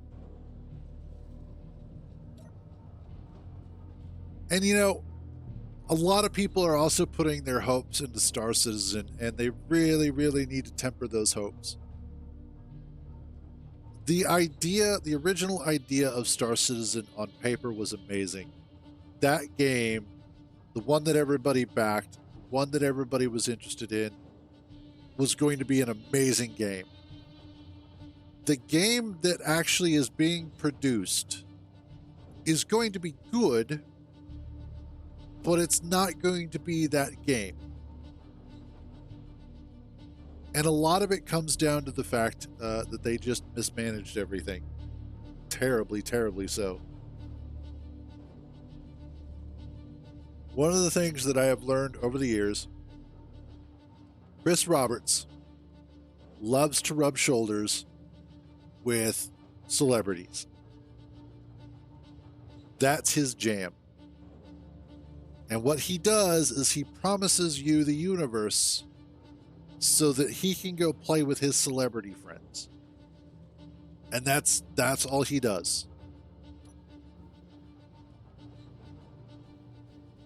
Because look at Wing Commander when it came out. Wing Commander was an amazing series of games when it came out. But the problem was that he got to have a lot of big name stars that were part of it. And that kind of fueled his desire for that sort of thing. So then when he went and he started working on Freelancer, he again was getting to work with some big name celebrities at the time. Some people who were, John Rhys Davies, Ian Ziering. There were a couple others, and I can't remember their names. But at the time, they were big name stars, and he was getting to work with them. And he was getting to make his big, lofty goals. But he's terrible at managing. And more so, he's terrible at managing himself. So what winds up happening is that he has lots of really great ideas. But nobody is there to temper those great ideas and keep him focused on what needs to be done. And now that he has his own company and he doesn't have to answer to anybody, it's even worse. Nobody is there to keep him focused. And so everything is constantly, he's promising the world, he's promising it'll be done, it'll be done, it'll be done. And then it's not for a really long time. But hey, he got to work with some really influential celebrities. He's got all of these people, Gary Oldman, Mark Strong, Mark Hamill, I think, is back for this. Got got Gillian Anderson. You've got all of these big name celebrities that he got to work with, and he's got all this money, and he's the super popular, powerful nerd. But when you look at the state of Star Citizen, it's nowhere near what he promised. It's nowhere near what the original sales pitch was. And that is the unfortunate side effect of his hubris. Okay, I'm not necessarily going to be able to take all that with me, but again, I can at least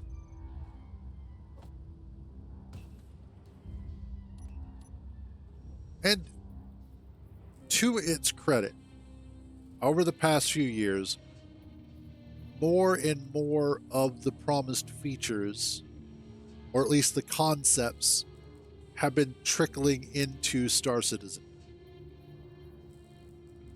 But it's also suffered a lot from not only its own feature creep, but from its own failings. Because of the fact that it's taken so long to develop,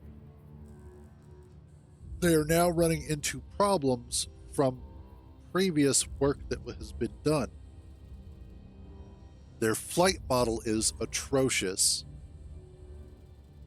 Their combat system is still just weak. It is so terrible. And they have this terrible cycle of announcing a new ship. New ship goes on sale. It's super powerful. Everybody wants it. They make thousands and thousands of dollars on it. And then after they've finished with the sale, they go back in and they nerf it. And they reduce its capabilities because the next ship coming out is supposed to be better than that one. And so that one goes on sale again, makes thousands of dollars. Once they finish the sale, they nerf that one, and they have this terrible cycle of doing that. Every time they announce a new ship going on sale, they make a bunch of money, and then they nerf it. And eventually that's going to bite them in the ass.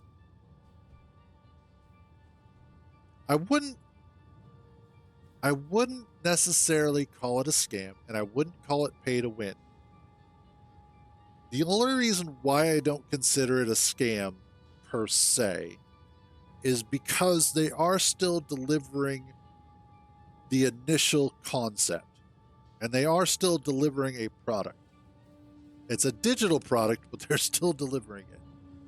And you don't have to pay for it.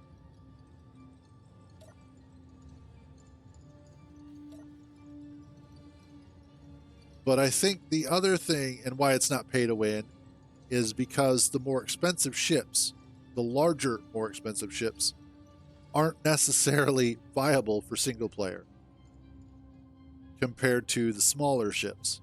But again, that's also, it's either you're playing the game and you earn the ship that way, or you pay to have the ship and you have it in game, so you're losing out on something. In fact, Thor from Pirate Gaming made a great statement in that you are paying to lose in a way, because you are skipping all of the gameplay that leads you up to that goal. And that is a great way to look at it. Even though you may be better off at the start, you are most likely going to burn out faster because of the fact that you are losing all of that gameplay up until that point. It comes back around to, starships or spaceships and space engineers. Once you get up to the point where you're making spaceships in this game, it starts being such an easy experience that you wind up, like, okay, well, I'm already here. I've already got all this stuff. What more is there to do? another storm? Now there's a bunch of storms.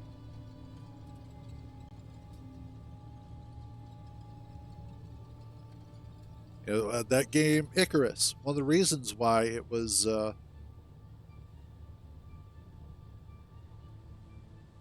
And that is another good point.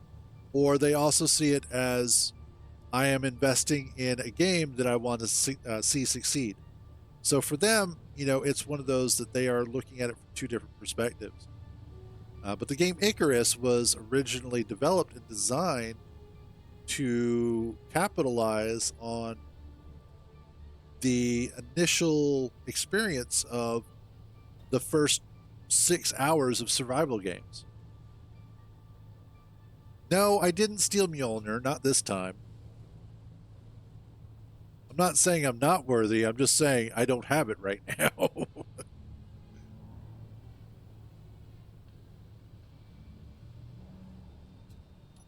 Telling you, he's Thor about something. Okay, let's grab this stuff.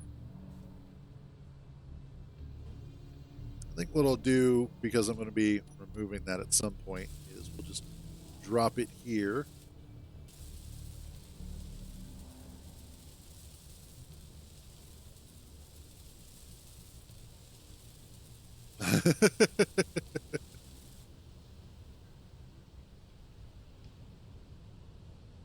All right, that takes care of that.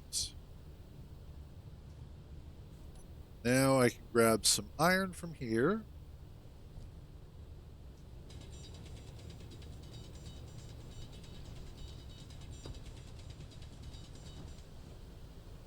There we are.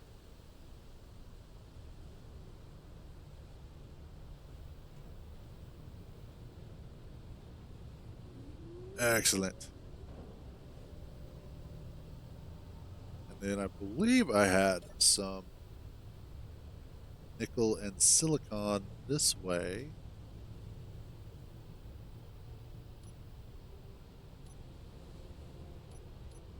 Nope. There we go. Yep.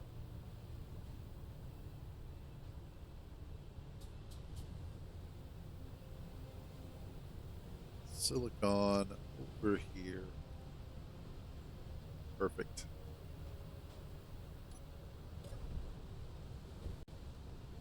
Awesome. Okay. GPS. Silver.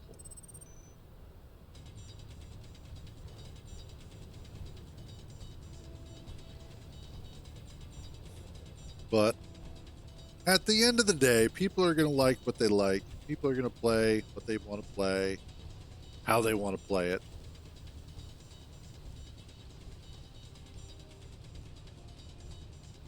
I'm sure there are lots of people that look at us playing Space Engineers going, what's wrong with you? This game is so boring.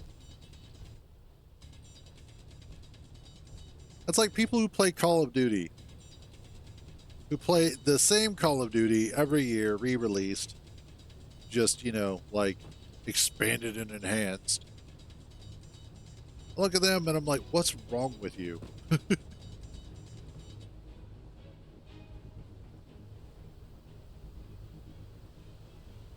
Oh, Shazbot, getting low on oxygen.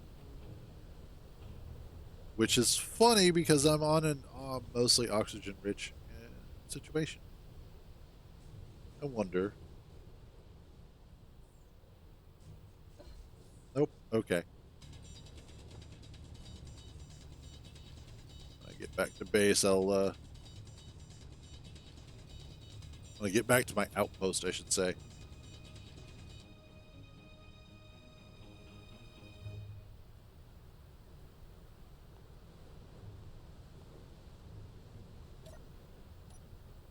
All right, there goes that, and then I'll grab some nickel next.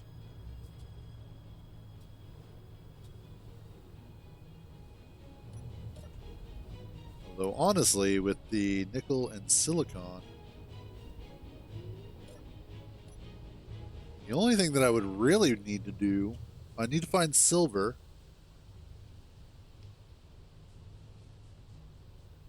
And then I could essentially do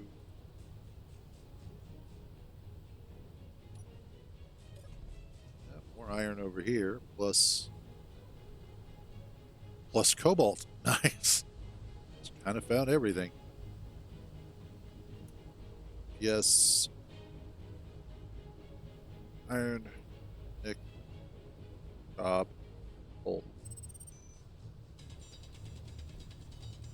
Cobalt's a little far away, but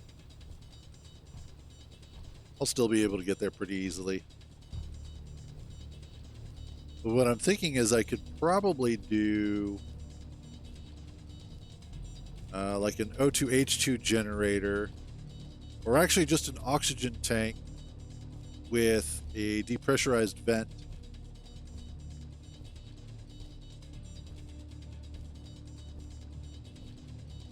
And then I should be able to refill my oxygen tank that way.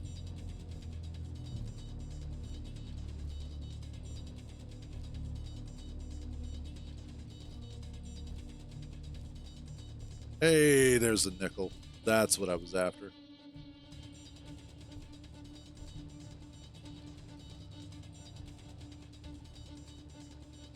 Because with the oxygen tank, you can actually shove.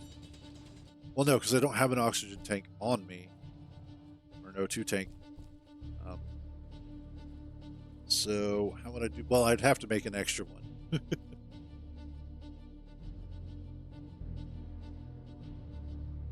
That's possible.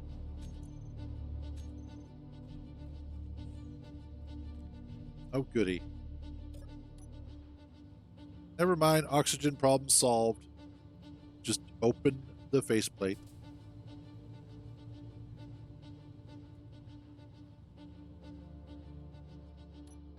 There we are. Okay, that is the stuff that I need. We've got the silicon, we've got the stone. Well, the stone. The stone. We've got silicon and nickel. Actually, I need a little bit more nickel than I need the other stuff. And then, of course, we got iron right here, so that'll be nice. And this, we can basically go ahead and get started with building the base. We have everything we need pretty much right here. A little bit of cobalt for metal grids, and we should be good. So, let's go grab that cobalt. Like, this area is the perfect area to start a base in. This is nice.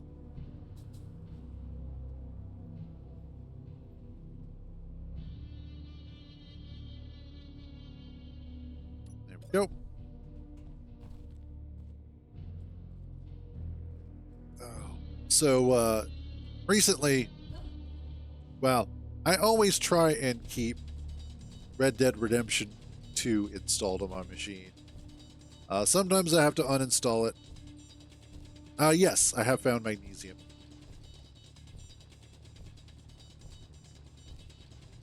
I believe it's, yeah, near the iron hole. Where am I going? Okay. But typically, I try and keep Red Dead Redemption installed, Red Dead Redemption 2 installed, because it's one of those games that, yeah, it's just one of those games. Whenever I just need to kind of exist in a world for a while and just kind of chill and hang out, RDR2 is one of those that I go to. And typically, I will either do RDR2 with some mods, like a light modding, or I do Red Dead Online, and then I just use the file that lets me play single player online, basically. And it's one of those that I just absolutely enjoy kind of existing in that world. Just roaming around, hunting, exploring, getting into gunfights, just kind of being there. There are so few games that capture that level of atmosphere that well, that make you enjoy that world as much as you can. Sometimes I do that in GTA 5 as well. Like, especially GTA Online. I kind of just enjoy being there. And, like, especially if there's lots of players, it's really fun when you're hearing everybody fighting. There's stuff blowing up everywhere. There's jets and cars, and everything is just happening.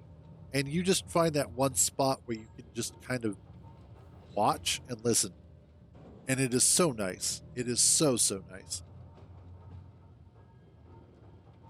But I'm going to take a short AFK and just sit here. How we doing? We got plenty of time. Cool.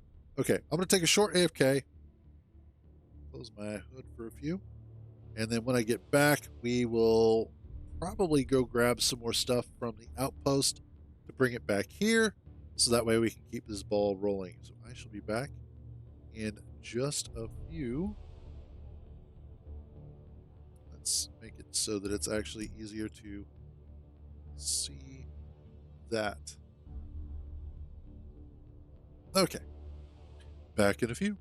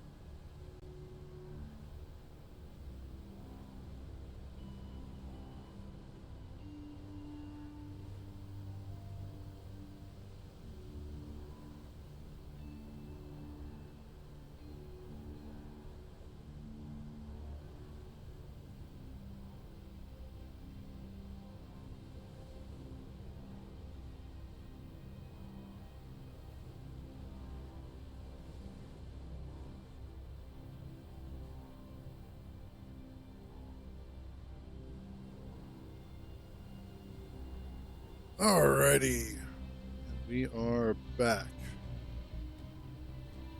Let's see. It's storming again.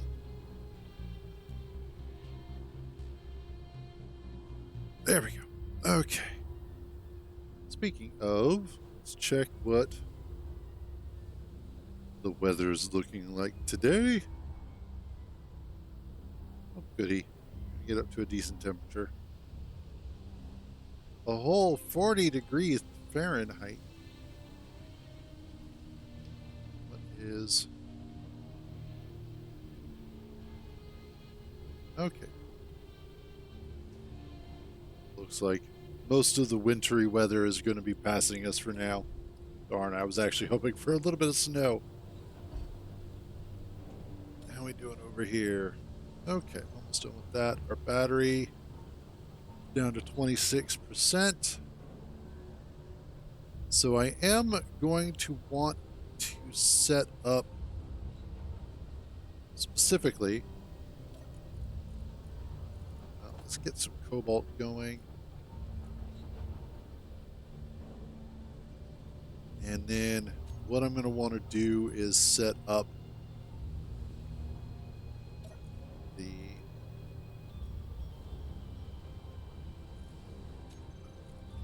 a little bit of this. Awesome. And then I want a cargo container. It'll be on the back side of this.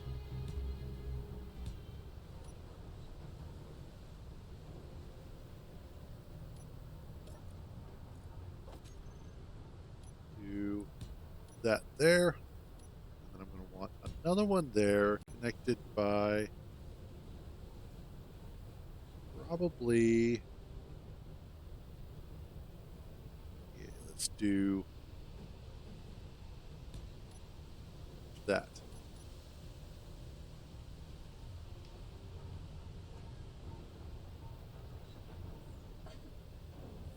Damn it. I just want to breathe.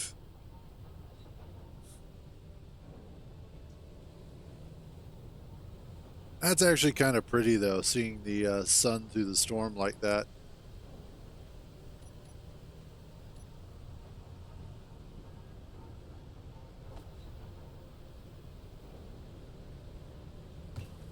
Let's get this going.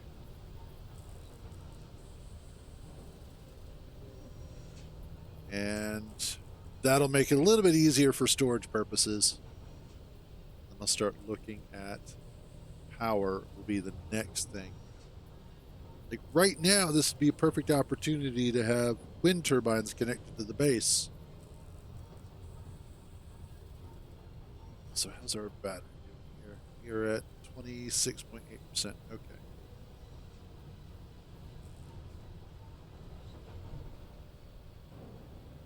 Awesome.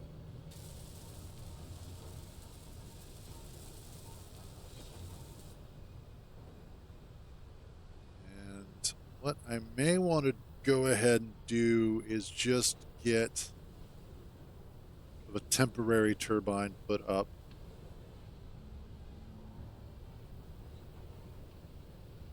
Nothing too outrageous, but definitely something that will help with keeping the battery from going dead.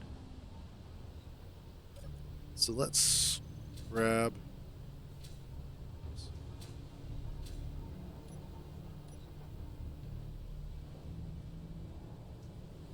up there.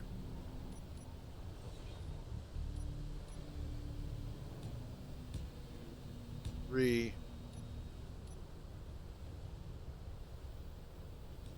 and then there.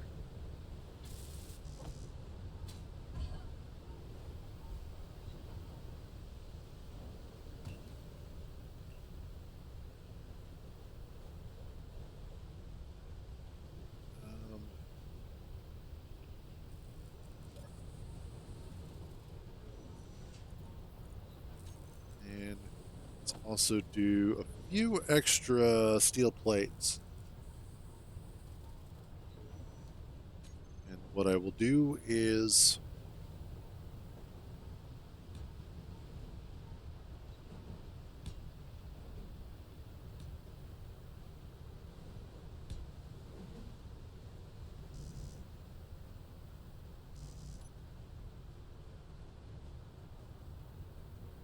I thought I had grabbed them. Apparently I had not.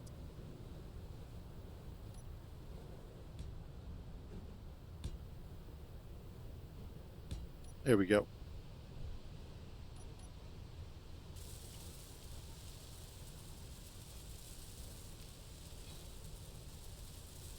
Awesome. Yeah, there we go. That'll produce some power. Okay. Let's just...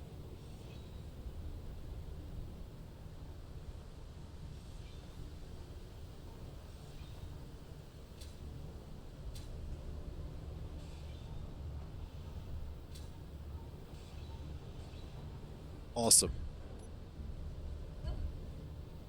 That is going to do its job, which is what I need.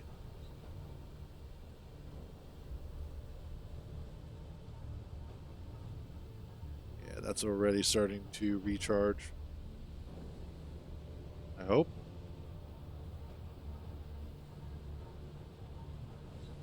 5-4. Yep, there we go. So it's going up. It's slow, but it's going.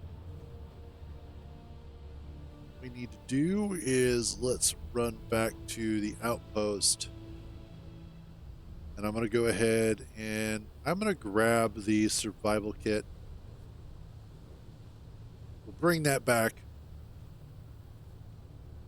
as well as some of the other stuff.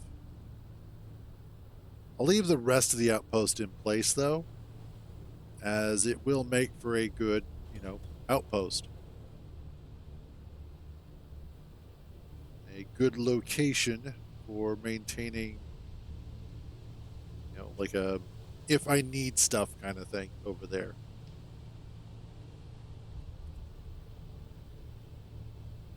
Plus, it's a good charging station for this vehicle if I need to recharge it a little bit.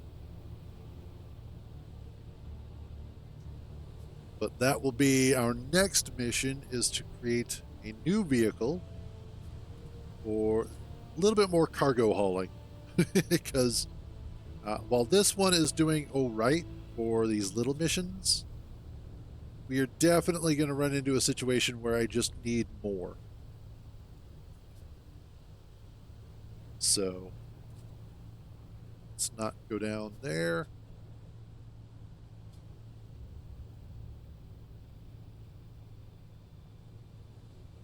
Yeah, because I'm getting low on the old O2.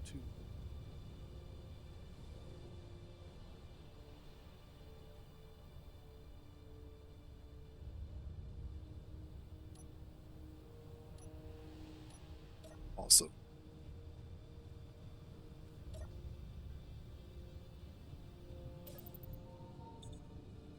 There we are. Plus, I can also get some ice from over here and bring that back as well, because that's going to be one of the other things I need. Let's grab O2. You're still refining. Oh, I had a whole bunch of silicon in here too. Okay. That's fine.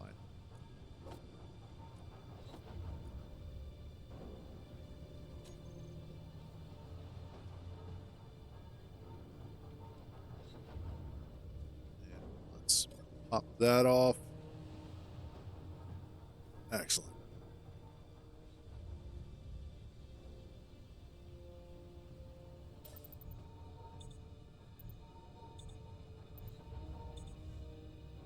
Okay. We are going to take this with us.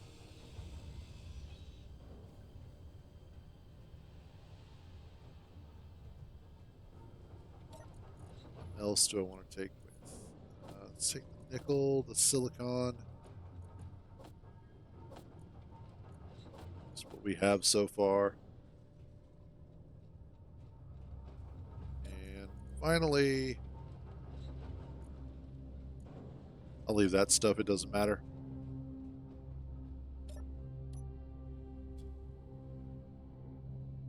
All right. Of course, by the time the storm is over, it's dark now. Durr.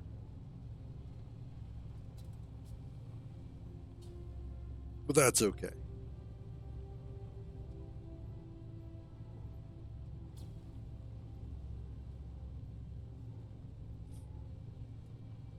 Run on back and let's see where we at time. Okay.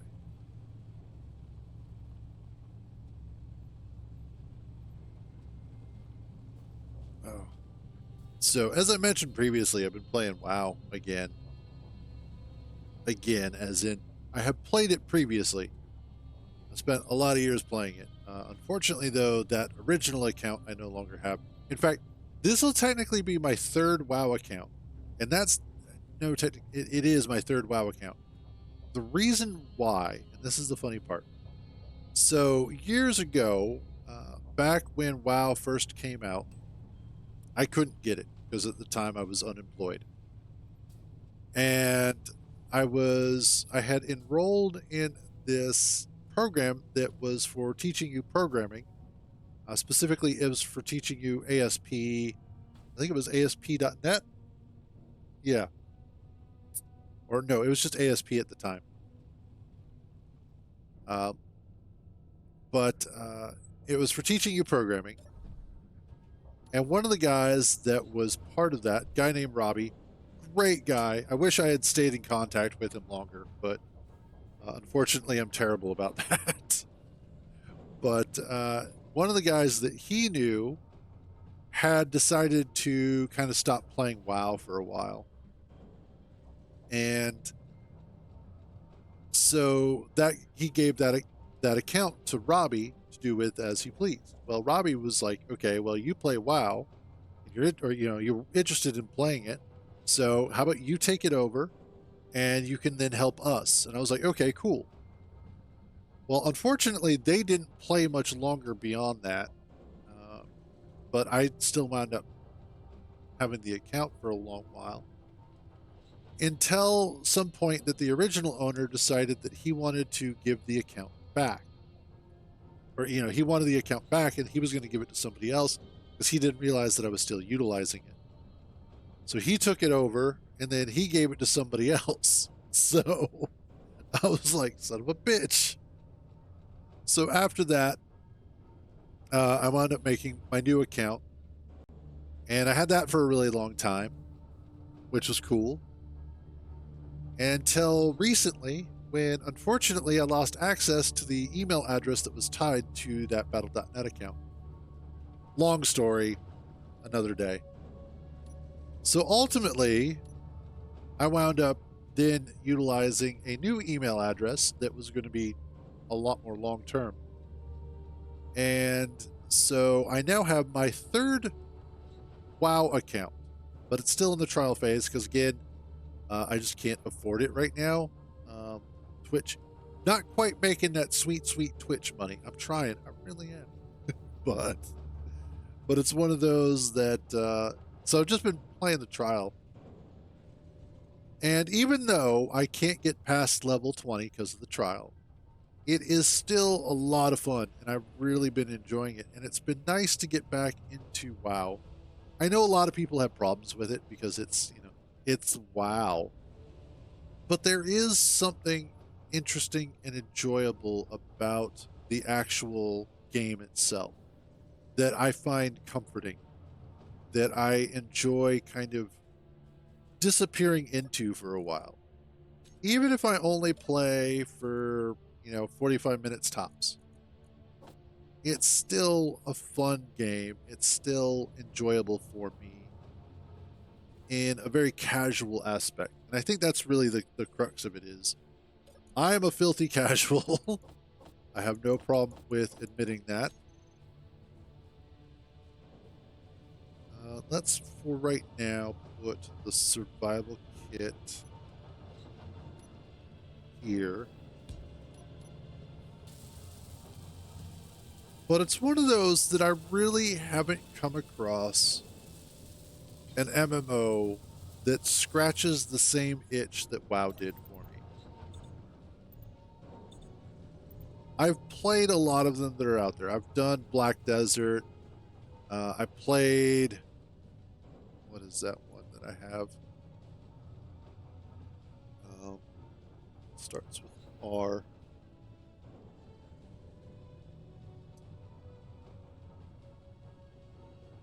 What is it? Rift. That's the name of it. I somehow put like almost 300 hours into Rift. I don't remember that, but I did. But I've played a lot of the MMOs that are out there, like Lineage 2, Archmage, or not Arch, not Archmage, just Arch, I think is what it was. But they all lean more towards EverQuest and more Korean MMOs. And that's great for most people. That's cool. Nothing wrong with that. It's just not for me. So I like the fact that WoW is a casual sort of game and that they have evolved it over the years. I'm hoping at some point in the near future I can go ahead and get it purchased and then at least get a month or two out of it worth of subscription. That would be nice. I think that would scratch my itch a little bit there. But for the time being, I will just play the trial account, work on my I've got a priest and a monk right now that I'm actually really enjoying. So okay. Got got a little bit of power. We've got our refinery going, which let's swap you over. And there. That should help considerably. Let's also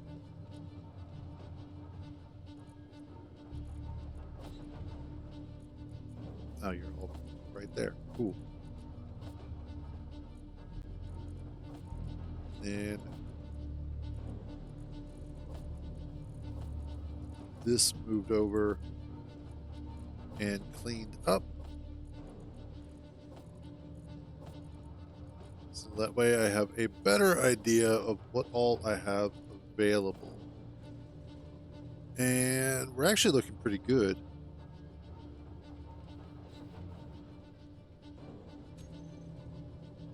But I think that's not too bad. I think, though, that is a good place to wrap up for today.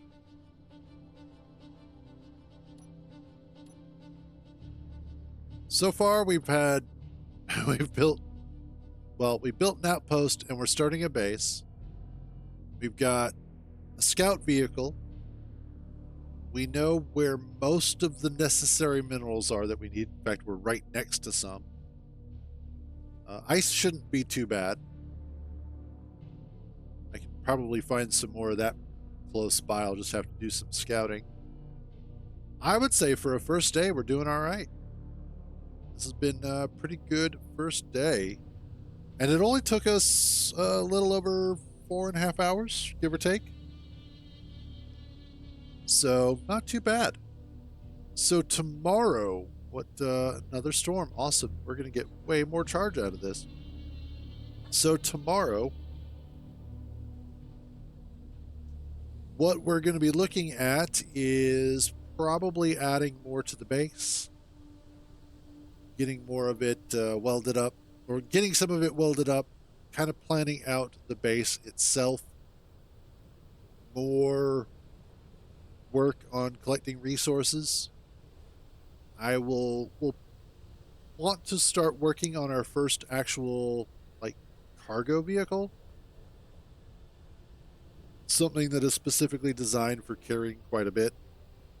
And what I'll probably do is go ahead and utilize the modular cargo containers and put those on there so that way I have a few of them and get a pretty decent sized vehicle out of that. Other than that, though, I think that's pretty much going to be it. We good start for today. This is this is hopefully going to be a fun one. And then, like I said, we're going to run this until Space Engineers 2 drops on the 27th of this month, at which point we will play a little bit of that and see how that works. So that's the plan for this month and should be a lot of fun. So we'll go from there. Other than that, though, that is going to be it for today. As always, thank you all for joining me on these misadventures. So glad to have you guys along for the ride. You all have a wonderful day. Stay out of trouble. And remember, if you get caught, I don't know you. I will catch you guys tomorrow.